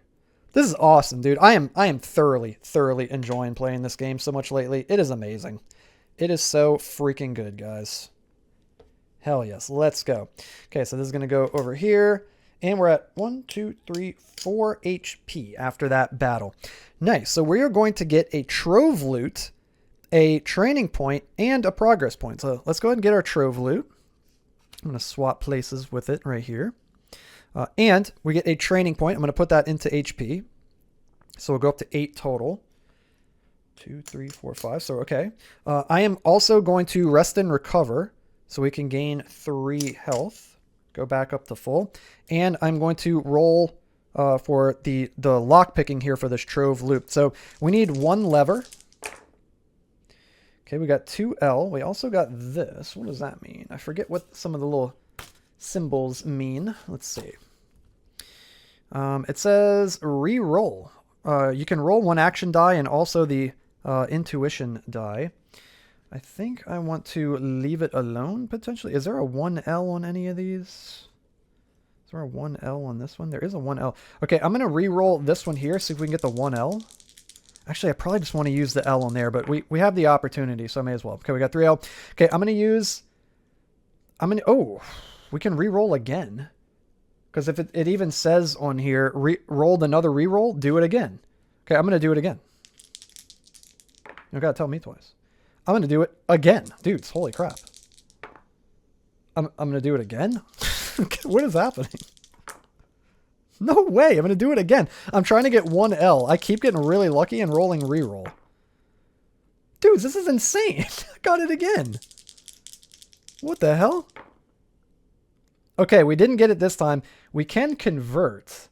We can take the lock type of 1 die and change into another, but it doesn't matter. So I'm going to use the 2L right here to unlock the first one. So we're going to put this on the first little node right here. The little pipe is connecting to that little bubble right there. Okay, we're going to roll again. We need 4 trip. Okay, we got 3 trip, and then we got a +1 right here. So that counts as 4 trip, and we get to keep this die because it's save +1. Give an action die +1 and do not exhaust it for this lock if used on this lock. So we've got 4 trip. Now we need 3 force, and we can roll that die again. Come on, right here, dude. 3 force. We got 1 force. We got a re-roll. Are there any other forces on here? Not many. I'm going to re-roll this one. We need 3 force. We got 2 force and a convert. I'm going to convert this 2 trip into 2 force. So we've got 4 force, and guys, we unlock the lock. Holy crap. Oh my God, what is this? Micro neural implant. It's this tiny little thing. It says, on your turn, you may choose a target after rolling your dice. And then it says at the bottom in the flavor text, the trick is you need to be able to see it to install it, says Patches. So on your turn, you may choose a target after rolling your dice instead of before. Guys, that's insane. Okay, we're going to hang on to that. Holy crap. That's awesome. I don't even remember the last time I've got a trove loot in this game, I swear. So this is cool to get one. This is awesome. Okay. Amazing. We're also going to get a... oh no, we already got the training point. We got the progress point. We did all that stuff. So, and we rested and recovered. I think we're good to go. We're not going to trade with anybody because we're all by ourselves. Okay, I think that's it, man. I think that's it. Honestly, guys, I feel like I'm ready to just fight the Goblin King. Yeah, I'm ready to fight the Goblin King. So we're going to go into day 10, and this is going to give us 3 days to fight this guy. So let's go ahead and do it. We've got the Goblin King. Unpredictable in nature, the Goblin King has held tight control over the Warspire region through sheer terror. His followers are extremely loyal, and no one dares fall out of line for fear of getting a bomb in the back.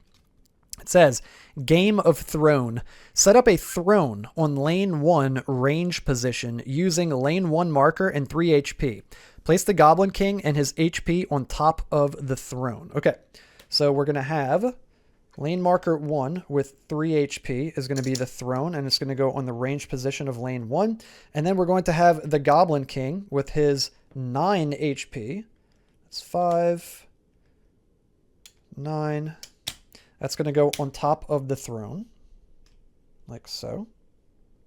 Okay. Also, I guess we'll put a 2 under him, something like that. Or I don't know. It just says to put his HP. It doesn't say to put a marker. I'm assuming he gets one, though. I don't know. We'll just let him have the blue marker. I guess I'm not entirely sure. It doesn't really say. He's got 5 initiative. Then it says... BQ, baddie points, party of 1 ignores this. So we don't have to add a goblin to it from that other card because we get to ignore the battle points, the BQ altogether. The throne will only take damage from adjacent opposing units, so meaning units that are orthogonally adjacent to it. And it says, and it must be destroyed before the Goblin King can lose HP. So he is invulnerable until we destroy his throne. The Goblin King's defense does not apply to the throne. The Goblin King cannot damage himself. Then he's got a couple of tyrant skills. He's got one called Kaboom that he gets whenever he rolls a bone. It's his backup plan. It says, blasts all Gearlocs to positions farthest from the Goblin King, and it happens before applying damage. And then he's got Boom. Any damage dealt by the Goblin King is also done to units adjacent to his target for half damage, rounded down. And again, it explicitly mentions that he cannot damage himself. And then with his Tyrant die here, he's got one called Call for Help, which is this little trumpet icon, and he's got 4 of those, so a 66% chance to roll it. Call for Help says, add a baddie to the bottom of the BQ. Party of 1 to 2, which is us, will be a 1-point baddie. And if you're a party of 3 to 4, you add a 5-point baddie. And then he's got Careless Bomb, which is this icon right here that he's got 2 of on his die, so a 33% chance to roll it. Careless Bomb 3. Deal 3 damage to the strongest baddie and all adjacent units. And it's worth mentioning that if the Goblin King is the only baddie in play, I checked this on BoardGameGeek.com, he will deal the 3 damage to himself, but since he can't damage himself, he won't take any damage. But if your Gearloc is stood adjacent to him, you will take that 3 damage because it says deal 3 damage to the strongest baddie and all adjacent units. Cool. All right, man. Let's go ahead and do this, guys. I'm going to post up right here in this spot, and let's roll. 5 would be fantastic, and we rolled a 3. Damn. So the Goblin King, unfortunately, is going to go first. So he's going to roll 2 attack, 3 defense, and his Tyrant die, all before we even get to defend or do anything. Kind of brutal. Please be gentle. Okay, so he did roll Call for Help. But first, we're going to apply his defense, so he gets 3 defense. He rolled a bone. He also rolled 3 damage. My God. We're going to go to 1.6 on our rage die. Oof, guys, maybe we need more health to fight this guy. At least we have our body count over here. He used those. He also got a bone, so he's going to do his backup plan, which is Kaboom. Blast all Gearlocs to positions farthest from the Goblin King. It says it happens before applying damage, but it doesn't really matter. Honestly, he's going to hit you anyway. So he's going to blast this position to the positions furthest from him. And it doesn't say adjacent. No, just blast all Gearlocs positions farthest from the Goblin King. Crazy.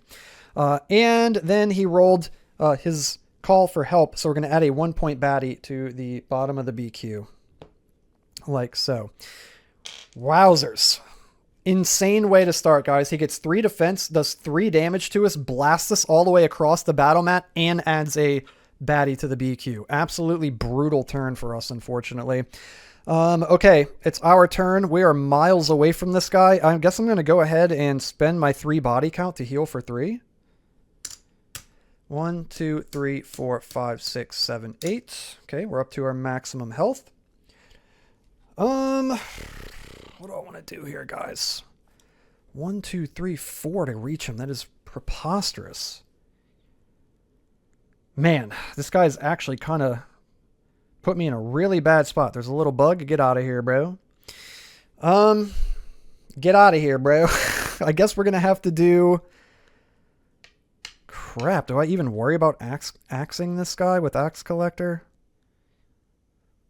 I legitimately don't know what to do, guys. This is actually kind of brutal. Yeah, this is insane. And he's ranged. Okay, well, this is turning out way different than when I fought him off camera. I'm going to have to do it. 1, 2, 3, 4. We've got 3 dexterity left. I'm going to roll 2 defense and cripple. Wish me luck. I'm not attacking, so we're not going to increase our rage. Okay, we got 2 defense, and we crippled him, so he's going to have -1 to his attack. So he's only going to roll 1 attack die now, so that's something. I'm trying to think if I want to spend this 3. I think I'm going to use this 3, put it down here in our backup plan. And I think that is it. So we're going to go into round number 2. We're going to get another baddie out in play. We've got a Tipsy Troll. He's going to have 3 HP. He's a melee baddie. He's going to go to the bottom of the BQ. He's got recover 1, careless 1, and rolls 1 attack die. Okay, so the Goblin King is going to attack. He's going to roll 1 attack and his tyrant die. Okay, he rolled a bone, so he's going to do kaboom again and blast all Gearloc's way. Guys, we're getting very unlucky. There's 1 bone on this die, and he rolled it. And then he's going to call for help and add another 1-point baddie that just fell off the table. Hold on. I got to go rescue it real quick. Let me go grab it. This is weird being on this side of the table. If you guys can hear me over here. Okay, that was very strange. On the other side of the table, we're going to add this dude to the bottom of the BQ. Unfortunately, he did fall face up on the floor, so I know what it is. It's a troll youngin' that's coming up. Okay. It is now our turn. I am going to throw a bone at this dude, I guess, or something. Put him down. He's just going to recover it, though. No, I'm not going to throw a bone. He's just going to recover. Guys, this is brutal. This is freaking gnarly. I'm going to go 1, 2, and I'm going to attack that guy. I'm going to roll, let's see, we got 5 decks left. I'm just going to roll 5 attack dice. Wish me luck. Okay. We hit him for 4 damage. He is dead. He's got no way to block it. We're going to get 1 to our body count. It's amazing. It's a good thing about him, about the Goblin King calling for help, other baddies, because then we could kill those baddies and get points to our body count to, heal, which is kind of nice. We also have 2 bones. I'm just going to put them here and hang on to them for now, because then we can potentially use those to recoup. And that is it. And the purple dude is dead. So we're going to go into round number 3. And we're going to get that troll youngin in play now. He's going to have 4 HP. He's a melee baddie. He's going to have 3 initiative. Or he's going to go to the bottom regardless, though. Okay, the Goblin King is going to go. Same thing. 1 attack die and his tyrant die. Okay, he's going to do 2 damage. We're going to defend it. And he's going to call for help once again. That is freaking preposterous. I'm going to put this over here. He does have a 66% chance to roll it, to be fair. But he's rolled it all 3 times so far. Okay, and then it's going to be our turn here. I am going to... What am I going to do? Am I going to move in and attack? Or am I just going to try to take out the dude in front of me? I think I'm just going to try to take out the dude in front of me. Ooh. No, I'm going to go 1, 2. I'm going to try to use the recoup here. I'm going to go 1, 2. We're going to have 5 decks left. I'm going to roll 2 defense and 3 attack. Actually, I'm going to roll 2 defense, 2 attack, and like a worm. And I'm going to target the Goblin King's throne. And I could choose who to target after I roll, which is kind of cool. Dudes, you can't make this crap up. I got 2 defense bones. Damn, that sucks. I needed that. I really needed that. We lose those. We hit 2 damage, so that's going to do 2 damage to the throne, which is going to put it down to 1. And remember, we cannot deal any damage at all to the Goblin King until his throne has been destroyed. And then we did get 2 on our Like a Worm, though, so we've got 2 poison armor ready to go. So now the Goblin King is going to go. Same deal once again. This cripple is really doing work, though. Okay, guys, you can't make this crap up. He rolls a bone and blasts us away. This is so annoying. We're getting, like, as unlucky as you could possibly get. He also calls for more help, and it goes to the bottom, I think. Yeah, the bottom of the BQ. This is ridiculous, guys. Okay, and then the purple dude's going to go 1, 2, and he's going to roll 1 attack and 1 defense. He's got careless 1 if he rolls a bone. He gets 1 defense. He does 1 damage. We've got no way to block it, so we're going to take 1, and I am tempted to just like a worm this guy with the poison armor. I don't think I'm gonna, though. I really want to put that on the Goblin King, so I'm going to hang on to that. Okay, that is it. Round number 4, guys. We're going to get another baddie in play here. The Goblin King is just calling for all of the help. We're going to have a dire wolf pup. He's got 3 HP. He's going to hang out right there in the melee slot of lane 3. And then we're also going to get a 4th baddie, which is going to be an owl bear cub with 3 HP. He is melee as well. And he's going to go at the bottom of the BQ like so. Okay, it's going to be the Goblin King going first. So he's going to do the same thing once again. You ready for him to not roll a bone now on the attack die because we're not stood right next to him? Told you. So he's going to hit us for 1. Like so. I think I have to be adjacent to apply the poison armor. When hit by an adjacent baddie. Yeah. Okay. Okay, well. And then he's going to call for help again, guys. I mean, I know it's 66% chance, but it's 2 and 3. And he's done it, what, 4 times in a row now or something like that? It's getting a little bit obnoxious. Okay. Rip. We're going to go and remove this. Okay, it is our turn. I am going to body count for 1 to heal. So we're at 1, 2, 3, 4, 5, 6, 7. So we're just 1 health short of max. Okay, what do I want to do here, man? What do I want to do here? I'm going to throw an axe at the pup to put him down to 1 HP. I am going to... I'm going to attack this dude. I'm going to roll 2 defense.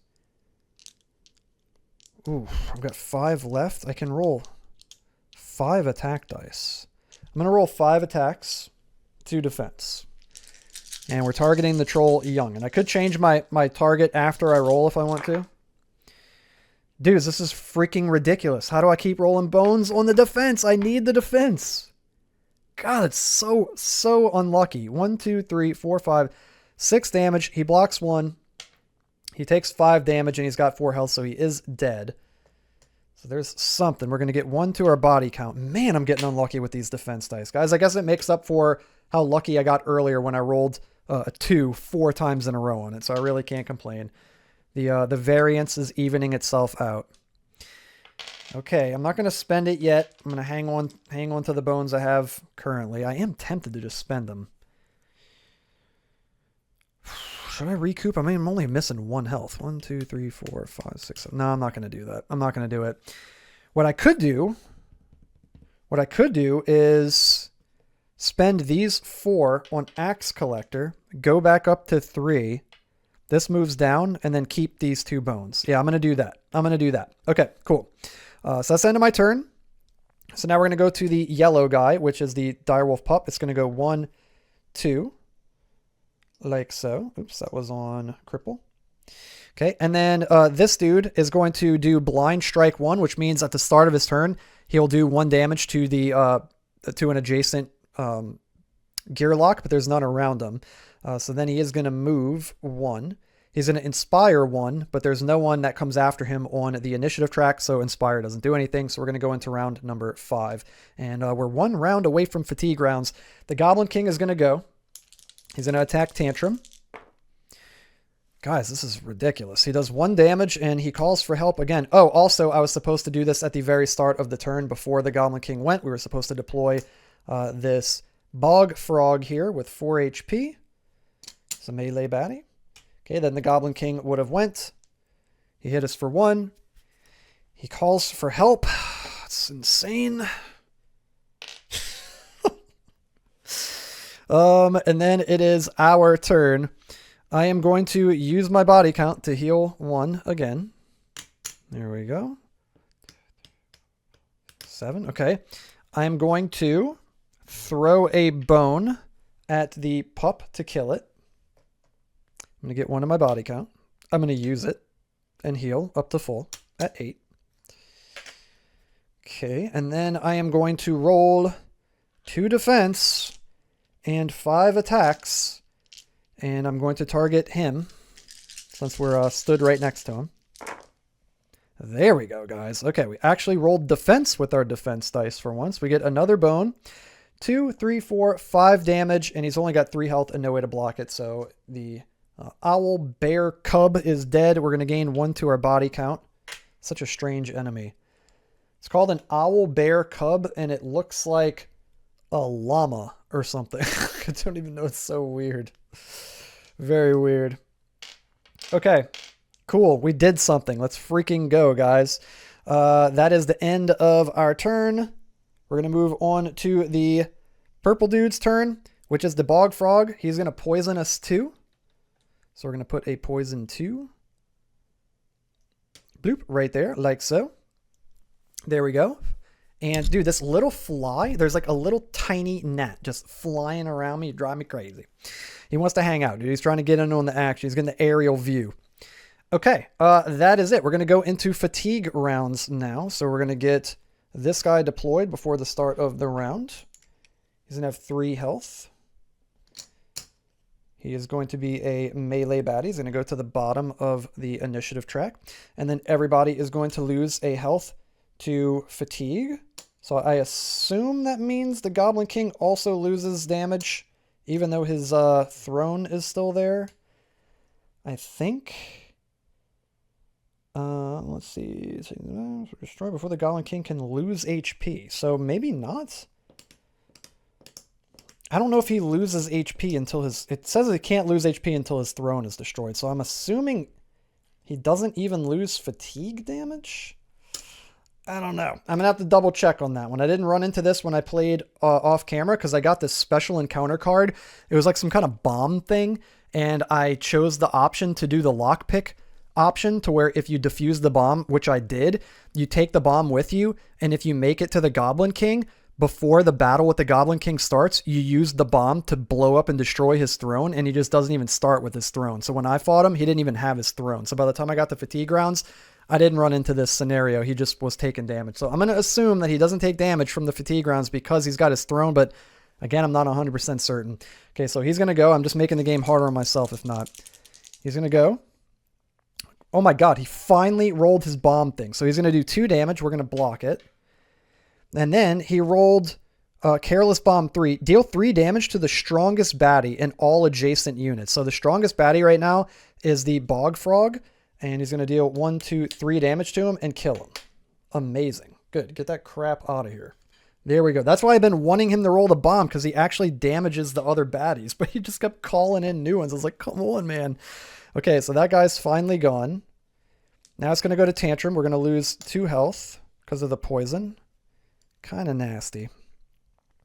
I am going to throw an axe at this dude. No, because he's got thick skin. I'm not going to throw an axe at that dude, it turns out. I am going to...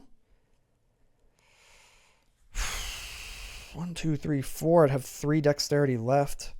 Screw it. 1, 2, 3, 4. We have 3 dex left. I'm going to roll a defense and 2 attack. And I don't know who I'm going to target yet. We can decide after. You can choose your target after rolling your dice with the micro neural implant. We got a bone. I'm going to spend all 5 of these. And we're going to recover 4 HP. 3, 4. Let's see how much we got. 1, 2, 3, 4, 5. Okay, so we're going to get back 3. So we can go back up to 8. There we go. We got 1 defense and 2 damage. I'm going to choose to do the 2 damage to... Damn, I should have thrown the axe at him. I could have killed him. Damn it, that sucks. I'm going to do the 2 damage to him. So he's got thick skin 1, so he's only going to take 1. He's going to go down to 1. Damn it, I should have thrown the axe. Oof. Oh well, it is what it is. Now he's going to go. He's going to attack. He rolls 1. We're going to defend against it. And that is it. We're going to go into the... next round, so we're going to take fatigue damage. I'm going to take 1. Oh, look, it doesn't even matter. He takes 1 and then dies. We just don't get the body count from him, unfortunately, which would have been really nice. So he is gone. And it's just me and the Goblin King once again, guys. Just me and the Goblin King. He's going to attack. Okay, he's going to do 2 damage. We're going to block 1. We're going to take 1. We are going to use our poison armor to put a poison 2 counter on him. This dude's got about 1 billion dice stacked on top of him right now. It's insane. Let's do this. Okay. There we go. And he also did the careless bomb. So he's going to deal 3 damage to himself, but he can't take any damage. And that's going to deal 3 damage to adjacent units, which is us. So we're going to take 3 more damage. 1, 2, 3. And guys, we're down to 3 health. We're about to be at 2 because now it's our turn. And we're going to take 1 true damage from this poison and go down to 2. I'm going to use my 1 body count to heal it right back and go back to 3. And damn, we are in a rough position right here. At least we're finally stood right next to this guy and we can just attack him for once. I am going to use all 7 decks. I'm going to roll 2 defense and 5 attacks. And let's see what we get here, guys. See what we get. Oh, I keep forgetting we got the Spirits of the Ebon. I should have used that on that poison that we got before. Okay, let's attack him. Okay, we got 2 defense. We got 1 bone. I really needed more defense. 1, 2, 3, 4, 5 damage. So 3 to his defense. And then he's got no other way to block. So he's going to take 1 damage to the throne. So his throne is now gone. And now we can deal that other 1 damage to him. Unless I have to target the throne. Maybe I had to target the throne. I'm going to go with that. So we can't deal... we can't target the throne and the Goblin King, I'm assuming is how it works. So we're just going to leave it at that for now. But his throne is destroyed. So if we live, we can target him after this. So now the Goblin King is going to go. He's going to get to roll 2 defense and attack and his special die, his tyrant die. Okay, he's going to get 2 defense. He's going to do 1 damage, which we're going to block with our defense. Oh, also, he takes 2 damage from the poison at the start of his turn. This ticks down to 1. There we go. And he rolled his freaking trumpet, so he's going to call for help and get another baddie to enter the fray here on the next turn. There we go. And now it is our turn. Did I skip him, guys? Wait, I'm so confused. Did I skip him? Oh no, I might have messed things up, guys. Did I go before him? I've got a freaking goldfish memory too, so I don't even remember. Why did I make him go just now? Was I supposed to go to the next round? I think I was, dudes. I think I was. I think I was supposed to flip this and go to the next round. Again, you guys can blast me in the comments. I don't know. I might have messed this up, but I'm just gonna do my best to rectify it. I think I was supposed to start the next round. I think. Spawn this dude in, then the Goblin King would have went. Then it's our turn. I think, guys. Again, I apologize. I might have completely messed that up and went before the Goblin King. I don't know. I'm just going to do my best to keep going with it. I am going to roll 1 defense and 6 attack. Yeah, 1 defense, 6 attack, and let's go ahead and roll. I can choose who I'm going to target after I roll because of the microneural implant. Okay, we got 2 bones here. We got 2 defense. That's amazing. 4 damage. I'm going to put that into... I think I'm just going to put it into the Goblin King. So we're going to hit 2 damage here, and then 2 more damage. 1, 2. So he's at 1, 2, 3, 4, 5 health right now. I'm so sorry that I messed that part up, guys. I hope I didn't completely screw it up, but it is what it is. If I could remember, I would. But unfortunately, I don't remember. Okay, and then purple dude's going to go, which is the Griffin Yearling. Please be gentle. Of course he's not. He knocks off all of my defenses. Of course he does. Perfect. All right, that is the end of the round. It is now the next round. Now we're all going to take 1 true damage.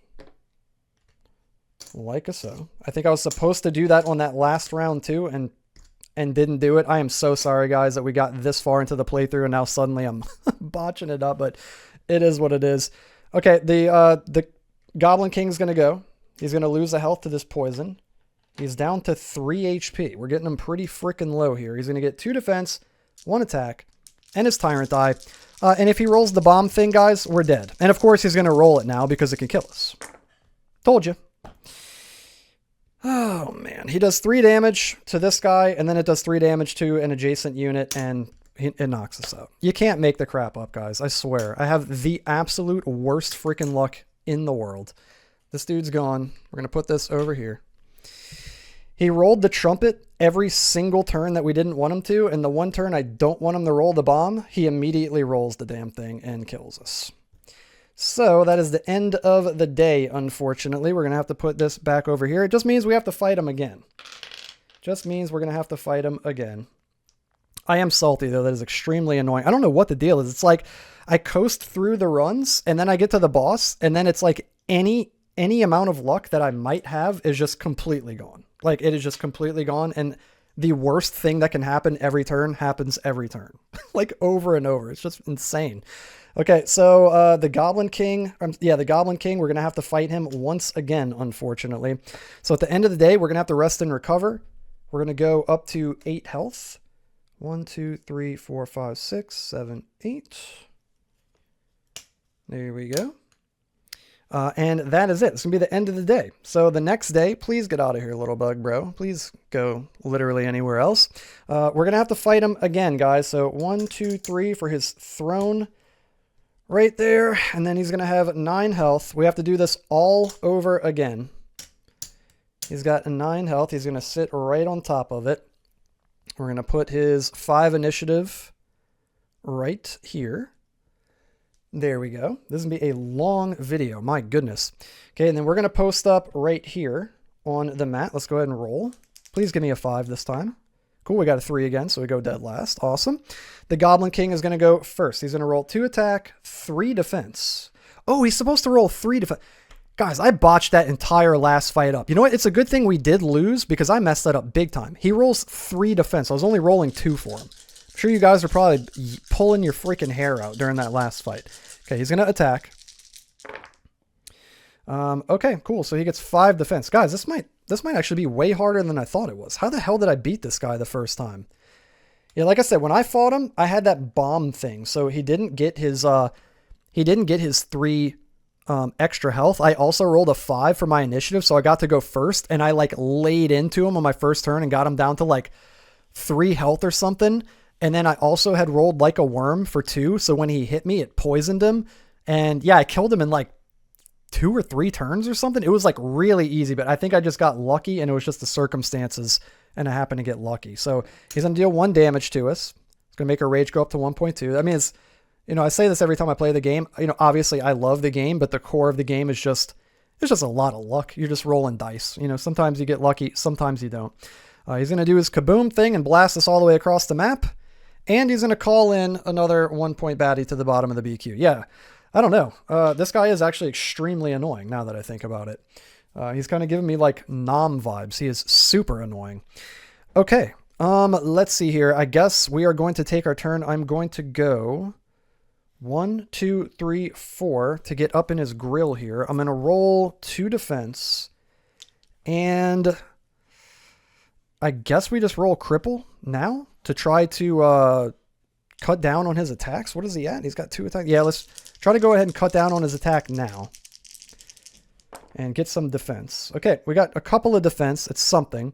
And we did cripple him. So he's only rolling 1 attack, 3 defense. Not 2, 3 defense. I got to remember that. Now we're going to go into round number 2. We're going to get another baddie in play. It's the little bog ribbits. I love these. I love these little dudes, the little bog ribbits. They're cool. Okay, they're going to go right there in the ranged spot. I'll go to the bottom of the BQ. Okay, he's going to go. So he's going to roll 1 attack and his tyrant die. And he's going to do 1 damage, which we're going to block. And he's going to call for another duder. He's going to call for help. Okay. Okay, now it's our turn. I am going to throw an axe at the bog ribbits and put them down to 1 HP. Like so. And then I'm going to roll like a worm. I'm going to roll 1 defense and 5 attack dice. And we're attacking, so I'm going to increase my rage. I'm going to attack the Goblin King's throne. I was about to say I was going to attach the Goblin King, but we're going to attack his throne. Okay, 2 defense. Amazing. This bone sucks. I'm going to do reflex powder. You can re-roll any 1 die on your turn. I'm going to use it again. Oh, man. I don't want either. No, I don't want any of that. I just rolled a die 3 times. We had a 50-50 to get what I wanted, and I didn't get it in 3 rolls. When you should get it in 1 out of 2 rolls. Brutal. 1, 2, 3, 4, 5 damage. Cool. So he blocks all of it with his, his defense. This guy's like freaking insane. Dudes, I got so lucky before. Man, I started out this playthrough being like, yeah, guys, the Goblin King's pretty easy. And then, of course, we get to him, and he's just absolutely thrashing me. Okay. The bog ribbits are going to go. They're going to poisonous 1. And that is it. Round number 3. Who we have entering now, we've got a troll romper with 3 HP. He's got 2 initiative, and he is a melee baddie. And the Goblin King is going to go first. He's going to roll 3 defense dice, not 2. And he's going to get 1 defense. He's going to kaboom us all the way across the map. Awesome. He's going to do 1 damage to us, which I'm going to block, which actually is awesome. And then he's going to call for help. You know, because he hasn't called for enough already. It's just the same thing as last time, guys. I'm just getting miserably unlucky, unfortunately. It'd be nice if he would just roll a bomb and blow up one of his friends here, but he's just not doing it. Okay, it's our turn. We're going to lose 1 to the poison. It's going to increase our rage by 1. I'm going to go ahead and bank these 3 bones now. And I'm going to roll... I don't even know, guys. I guess I'm going to throw an axe to kill the bog ribbits over here. It's going to increase our body count by 1. 1, 2, 3, 4, 5, 6. And I'm going to go ahead and use it and spend it now to go up to 7 HP. There we go. I have a feeling Ziggy's about to bark. I just heard someone walk out of my house.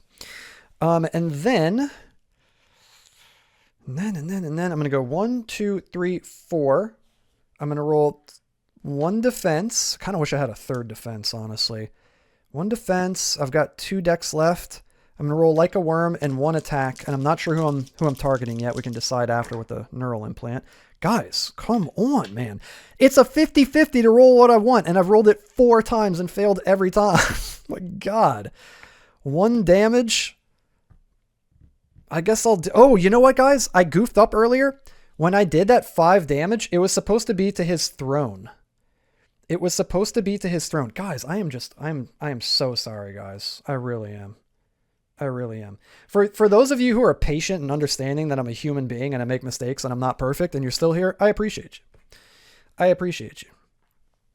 We're going to do the 1 damage, I guess.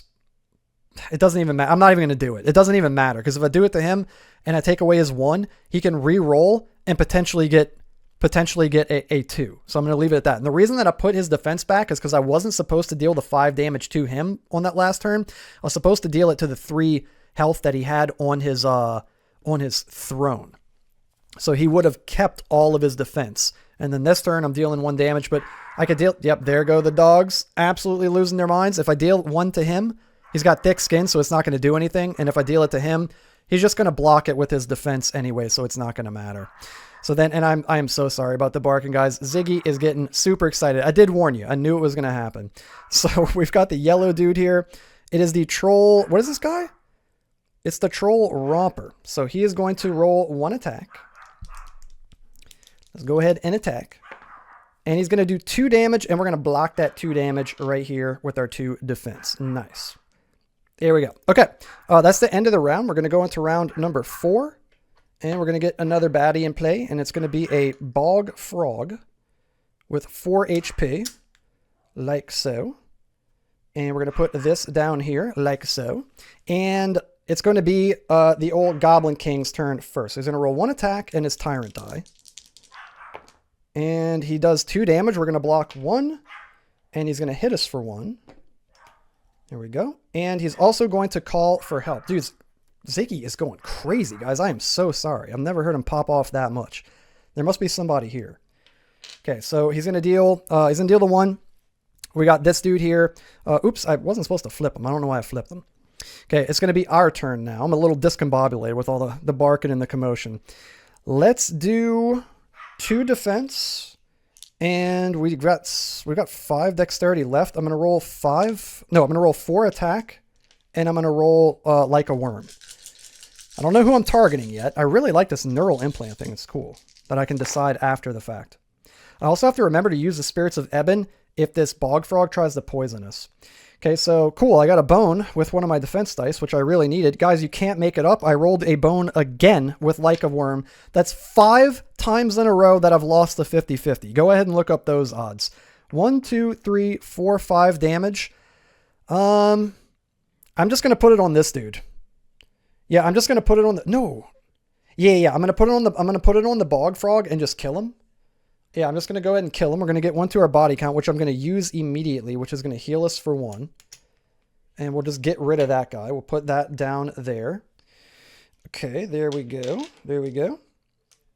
And I think that's pretty much it. Yeah, we don't have any axes to throw, so we can't do that. Oh, also, this bone actually goes here, so we could get axe collector. I think I'm going to hang on to it. Yeah, I think I'm just going to hang on to it for now. I'm not going to use it yet. So that was the purple guy. So now the yellow dude's going to go. That is the troll romper. He's going to roll 1 attack. And he rolls 1 damage. We're going to block that right here. There we go. Cool. And that is it. Now we're going to go into round 5, guys. We're getting very, very close to fatigue rounds here. Super, super close. So the troll, or I'm sorry, the Goblin King. He should be the Troll King. The Goblin King is going to go. See what he does. Okay, he's going to hit us for 1. Bloop, like so. He's also going to do his Careless Bomb 3, and he's going to deal 3 damage to this guy, but he's got thick skin, so he's going to take 2 damage. And it's going to deal 3 damage to adjacent units, so we're also going to take 3 damage. How did I beat this guy? This guy seems freaking impossible. I don't know how I beat this guy. I really don't. It seemed easy as hell when I fought him. It was like, this is easy. It's like, this is like way easier than Nom. Yeah, I don't know. I don't know what was going on with that. Oh, also, this guy was supposed to spawn in. He's going to have 3 HP. And he's going to be right here in the melee slot.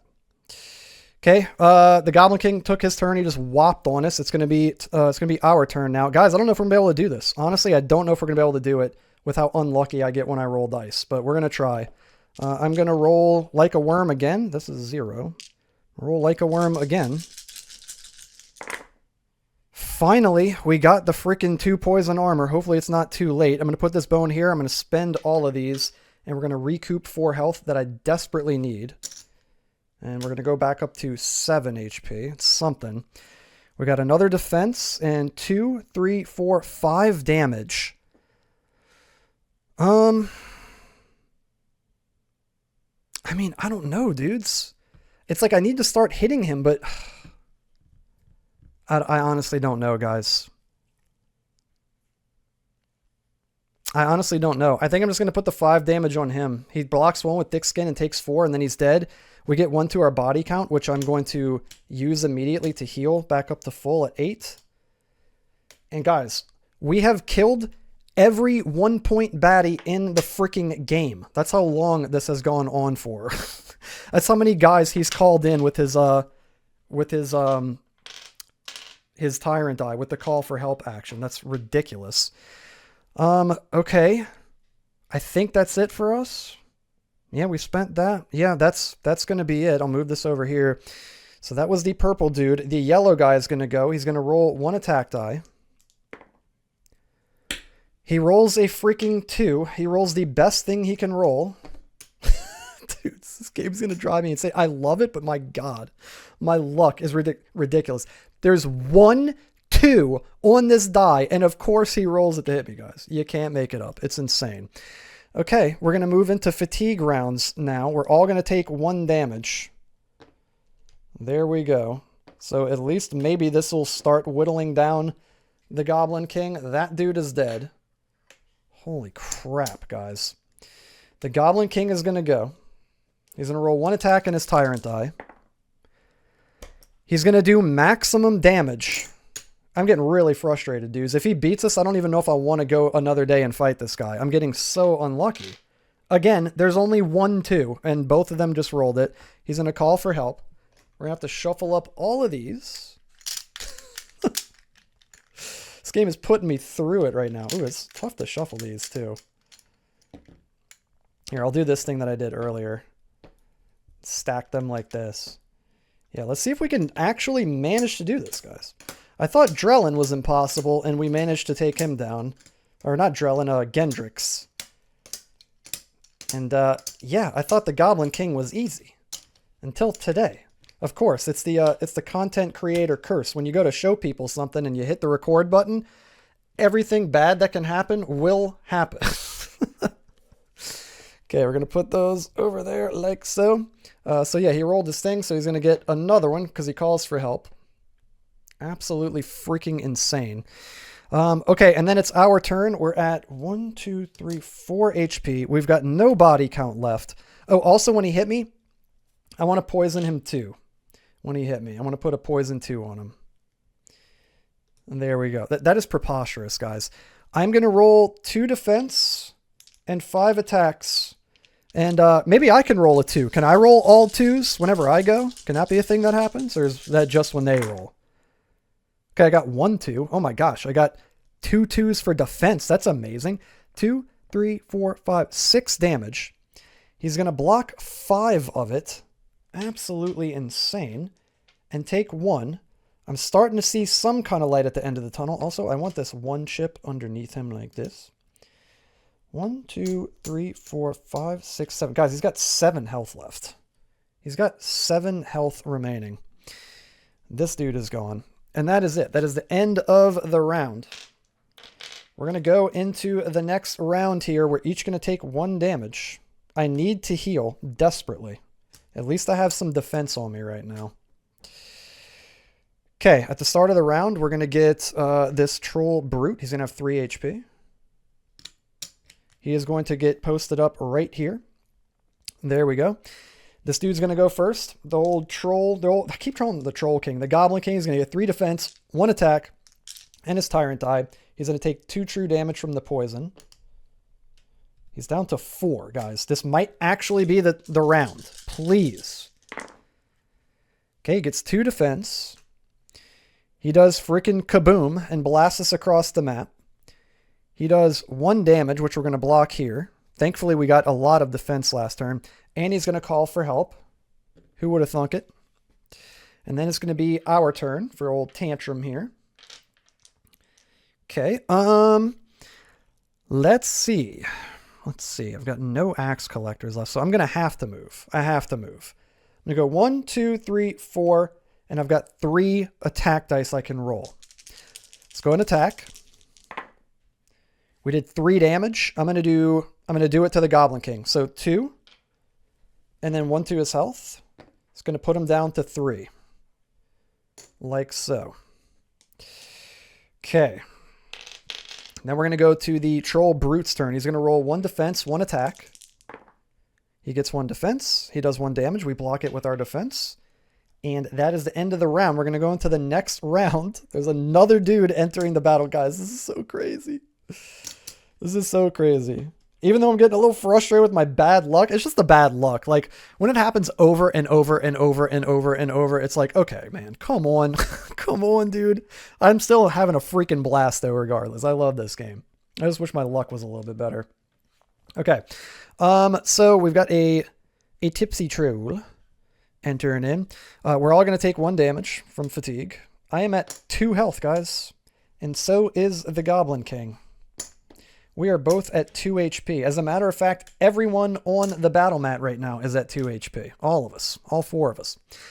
He's going to go first. He's going to roll 3 defense, 1 attack, and his tyrant die, but not before he loses 1 health to this poison. And guys, this is his last turn. All we have to do is survive.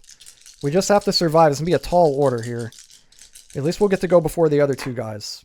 Of course, he rolls 2 damage, because why wouldn't he? It's all he rolls. He only rolls the best number on the die every single time. He gets 1 defense. He's going to kaboom us all the way across the map, because why wouldn't he? And he's going to call in another baddie, which I don't think is going to see the light of day. I think we might actually win right here, guys. This should be it, dudes. This should be it. After all my whining and complaining about my poor dice rolls, I think we're still going to win anyway. It's our turn. We're at a whopping 2 HP. I'm going to roll 2 defense. I'm just going to stay put. I'm going to stay right where I am. I'm going to roll 2 defense. Here we go. Wish me luck. Got 1 defense. And a bone. Not what you want to see. Not what you want to see. Okay, purple dude's going to go 1, 2. He's going to roll 1 attack die. You ready for him to roll a 2? Told you. You can't make it up, guys. You can't make it up. I'm pretty sure we just lost now because he rolled that 2. Oh my god, dudes. I'm actually going nuts. I'm actually going insane. Yeah, I think we lose now. I'm going to have to check the rule book. So now this guy, we needed him to roll. We had a 5 out of 6 chance to win the game, and he rolls the 1 and 6.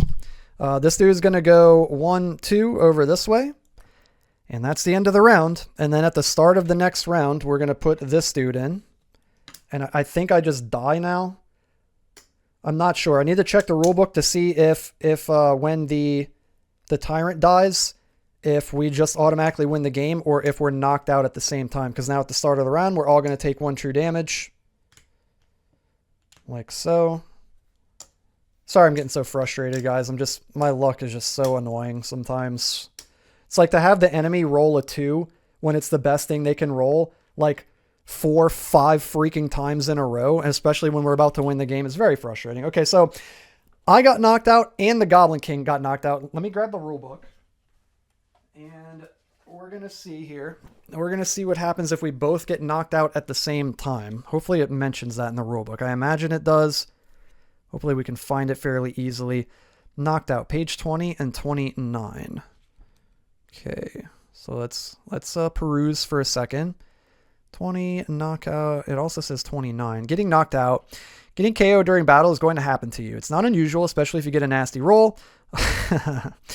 Do not be discouraged by this. You don't know who you're talking to, buddy. KOs are an inevitable part of being a fearless Gearloc. If you are KO'd, lose your last health chip, your Gearloc chip and initiative die come off the battle mat immediately and are placed in your Gearloc prep area. All slotted, active, locked, and backed up plan dice are removed. Skills are exhausted from your mat. Yeah. Certain Gearlocs have skills. Okay, anyways, yada, yada, yada. Yeah. It doesn't really mention. So, and then 29, I think, was the other page it mentioned it. Let's see. This is like getting technical here.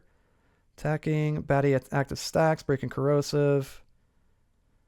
KO'd Gearlocs. When I am KO'd, can I do anything at all?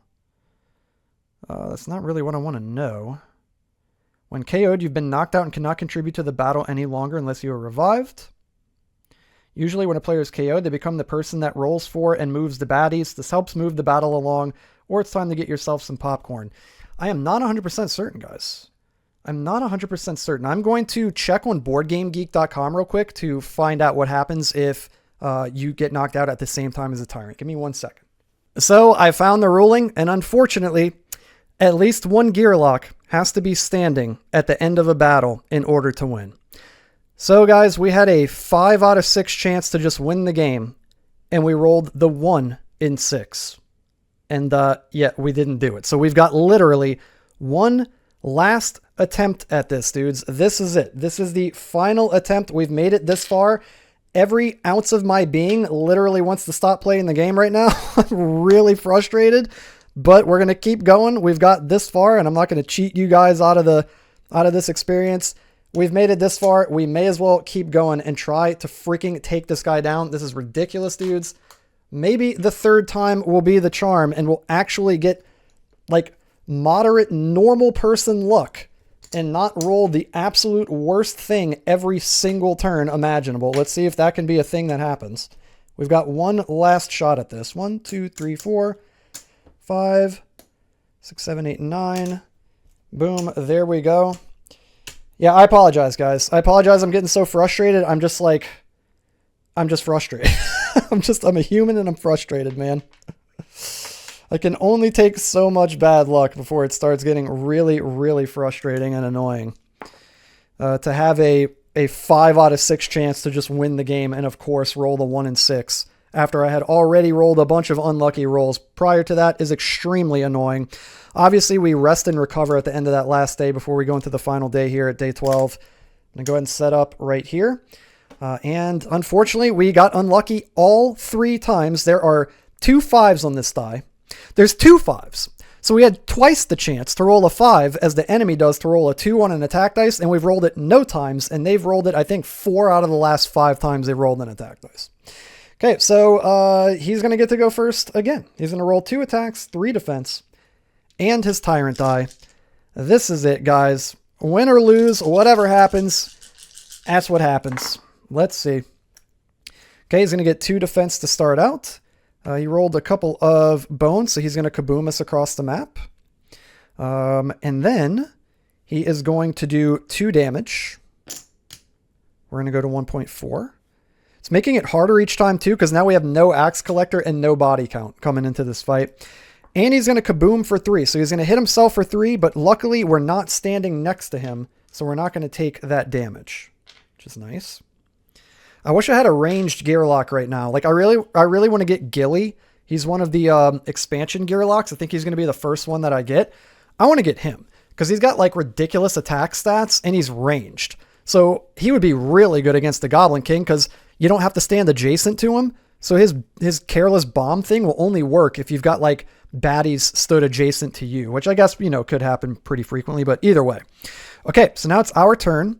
We're down to 1, 2, 3, 4, 5, 6 HP. He took off a quarter of our health. I am going to move 1, 2, 3, 4. We've got 3 decks left. I'm going to roll 2 defense and like a worm. No, I'm going to roll cripple. I'm going to roll cripple.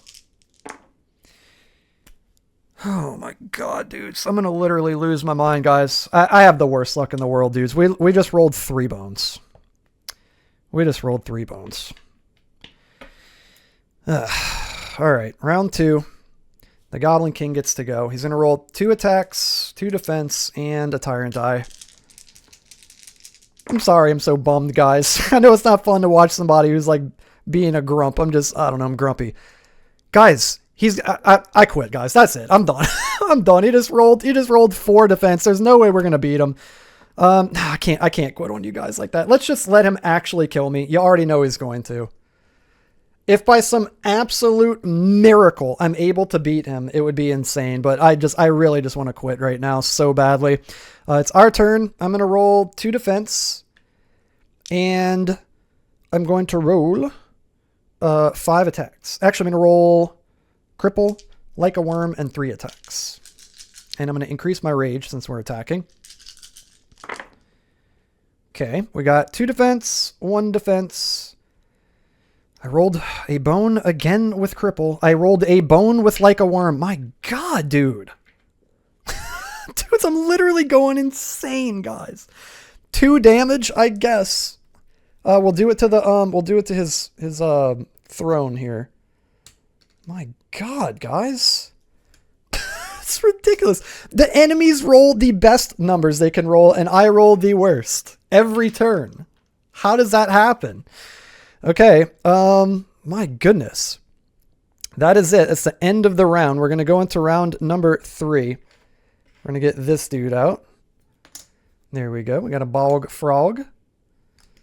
I think this is the most frustrated I've ever been playing a board game on this channel. Yeah, it is. I've never been this frustrated before. This is so frustrating. Okay, he is going to go first and, I don't know, potentially just kill me, I guess. He's going to roll 2 attacks and his tyrant die.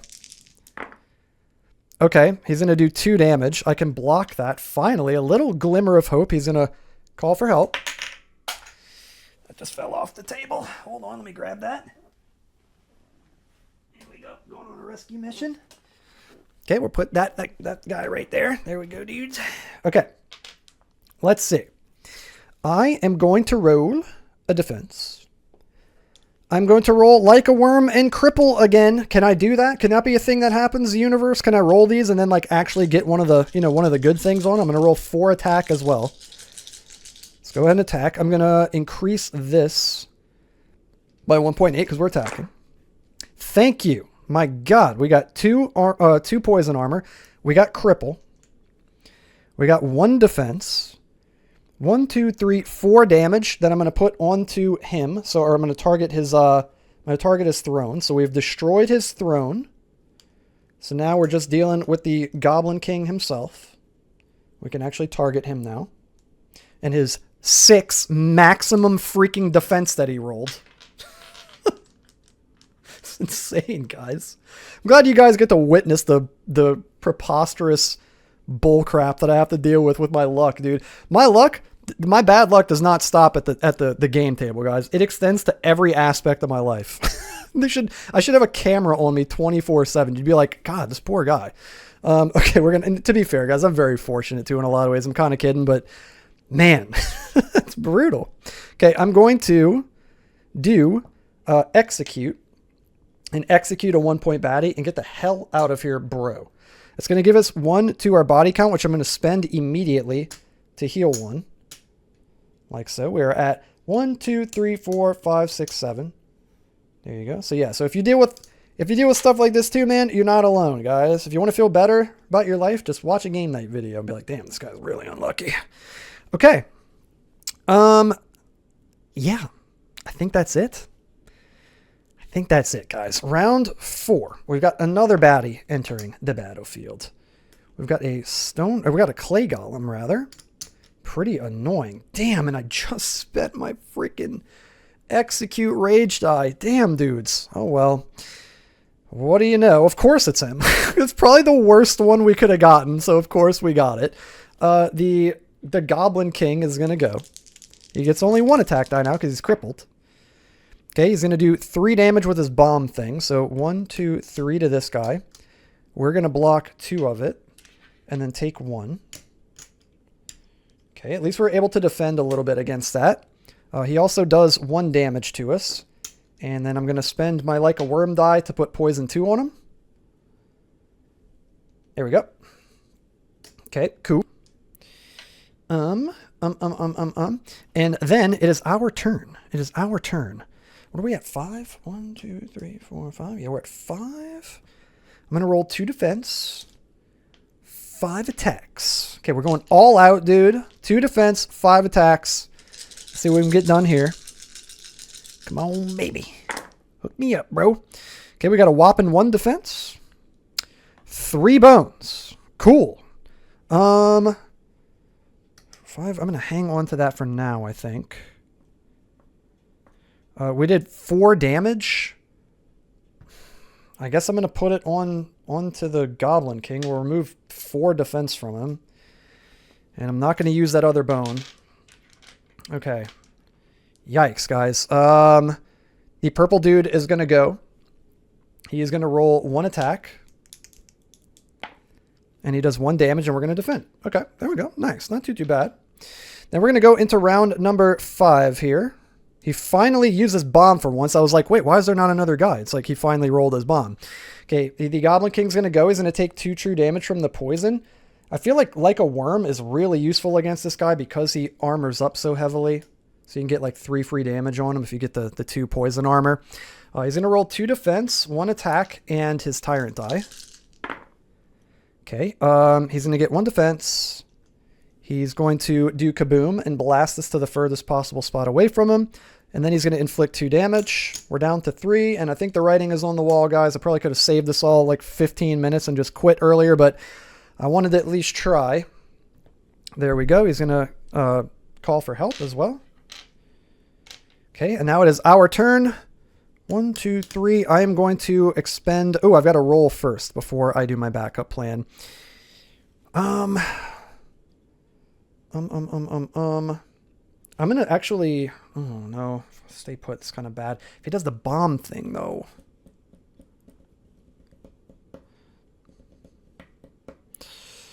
He's going to move toward me anyway, so even if he does the bomb, yeah, it's not going to matter. So 1, 2, 3, 4. We've got 3 left. I'm going to roll 2 defense and an attack. Okay, we got 2 defense. That's good. And we rolled a bone. That is not good. I'm going to spend my 5 bones here to do recover and heal 4 HP. Okay, it's very good. We desperately needed that. We're back to 7. And then I'm going to put this bone in our backup plan. I'm going to end my turn. The clay golem is going to attack. Here comes the 2. Oh, wow. We actually rolled a 1. Okay. We lose 1 defense. And we go into fatigue rounds. And here we go again. Guys, if we manage to do this, it is going to be the biggest emotional roller coaster ride of all freaking time. I'm gonna need to go to therapy after this. We've got the Goblin King ready to go again. Here he goes, guys. Are you ready for him? I'm ready. Oh, we all take 1 fatigue damage. So goodbye. This guy dies immediately. What a loser. Poor guy is like, he's only got 1 health. He's like, damn, bro, I can't do anything about it. I only got 1 health. Okay. The Goblin Pyro getting wrecked by fatigue. I also always forget that in fatigue rounds, you can move diagonally. I have to remember that this time, guys. Okay, he rolls a bone. He kabooms us across the map. Somebody remind me I can move diagonally, please. He does 1 damage. We block it. He calls for help. Not bad. Not bad. Okay, it is our turn.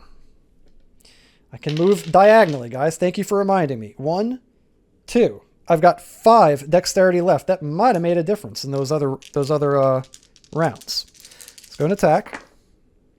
Okay, we got 2 defense. We got a bone.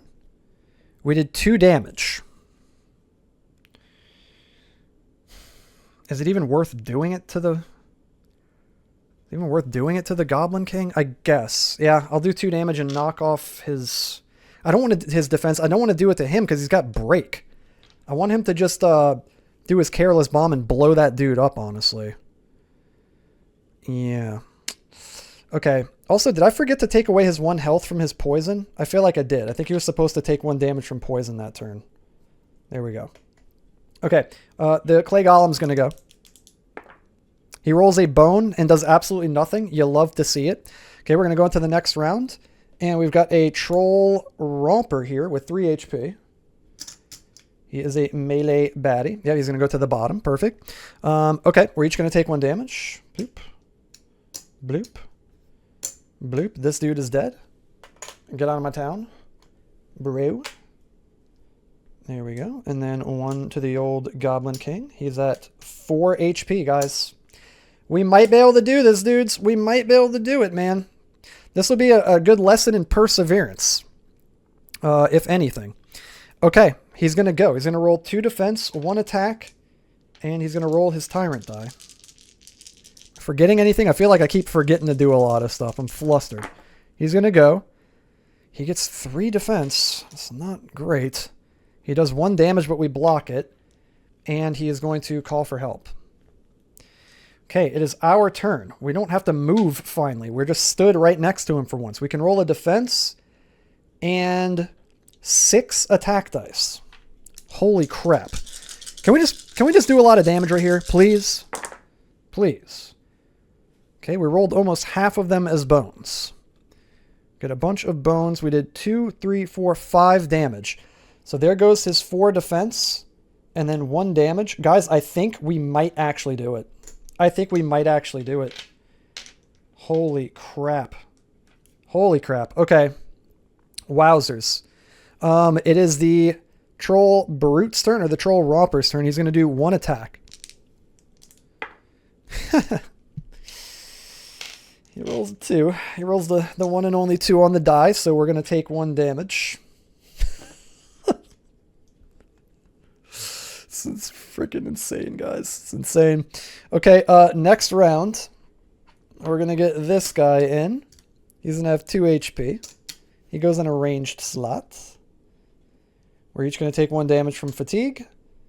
The Goblin King is down to 2 HP, guys. We are at 3 HP. I think we're going to do it. I think we're going to do it, man. After all the complaining about my luck, I think we're actually going to maybe do it. The Goblin King goes first. He rolls 3 defense, 1 attack, and his special die. Okay, he gets 1 defense. He does kaboom and blasts us across the battle mat with the bones. He does 2 damage. And I think we might not do it now. How do you guys roll the best number every single time? How? My God. Damn, dudes. Okay, wait. Maybe we could still do it because we're going to get to roll a lot of attack. Guys, we're at 1 HP, guys. We are at 1 HP right now. And we can't heal. We don't have any body count, so we have to kill the Goblin King this turn because next turn we're going to die to fatigue. So we're going to go 1, 2. I've got 5 dexterity left. I'm spending all of it on attack dice. There's no reason to defend at this point. We just need to kill him. Oh, also, check this out. Never mind. I'm going to recoup and gain 4 HP. We can heal. Okay, yeah, we're definitely going to win. We're definitely going to win. I'm rolling 5 attack dice. 1, 2, 3, 4 damage and a bone. We take off his 1 defense. There's 3 damage left over. 1, 2, and he's freaking dead. Oh my God. Yes. It is over. Holy crap, dude. This video is the length of a damn extended version of a Lord of the Rings movie. Holy crap, guys. Oh my god, dudes. I am so happy that is over. That was fun, but my god, that was a grueling fight versus the Goblin King. Holy crap, guys. We did it. Again, man, if you sat through all of that, you are an absolute champion, dude. You are a freaking champion. I hope you guys were on the edge of your seat like I was. That was a gnarly, gnarly run, man. Against all odds. Against the absolute worst luck ever. We still managed to win. It took 3 tries. I am so glad I challenged him on day 10 and it gave us 2 extra days. Holy crap, guys. There it is, dudes. We actually freaking did it, man. We beat the Goblin King. No way, dudes. We're going to move on to the next tyrant next time. Let's take a sneak peek at who he is. I have not fought anyone past the Goblin King in this game ever. So let's see who we're going to get. We're going to get Marrow. Marrow is going to be the next guy that we fight. He's got orcs, goblins, bog, and scale type baddies. Very interesting. Wowzers. Okay, that was crazy, dudes. That was a crazy, crazy long game right there. I hope you guys enjoyed it, man. If you did, dudes, hit the thumbs up like button down below. Hit the red subscribe button if you're brand new. And click on the bell so you can stay notified every time I upload a brand new video. And my goodness, dudes, like I said, even through all the frustration and the salt and the complaining, I persevered. I wanted to quit so bad. I was getting so frustrated. I'm so glad I stuck with it. And not only for myself, but for you guys. You guys were really the motivation for me to stick with it. If I was just playing here by myself, I would have been like, I'm done. I would have just quit. I would have just quit. I would have been too frustrated and been like, I can only take so much bad luck consistently over and over and over again for like an hour straight before I just go insane. So shout out to you guys for being the motivation for me to keep going, guys. Amazing stuff. There it is, dudes. I will be back with more Too Many Bones in the near future. Let me know what you thought down in the comments below. And if you made it all the way to the end, I want you to comment spirits of the microneural implant. Try to put the words spirits of the microneural implant in your comment so that I know that you made it all the way to the end of the video. Whew, there it is, guys. Thank you so much for watching. I will be back soon with another one. And until then, have a good one, and I'll see you guys in the next video.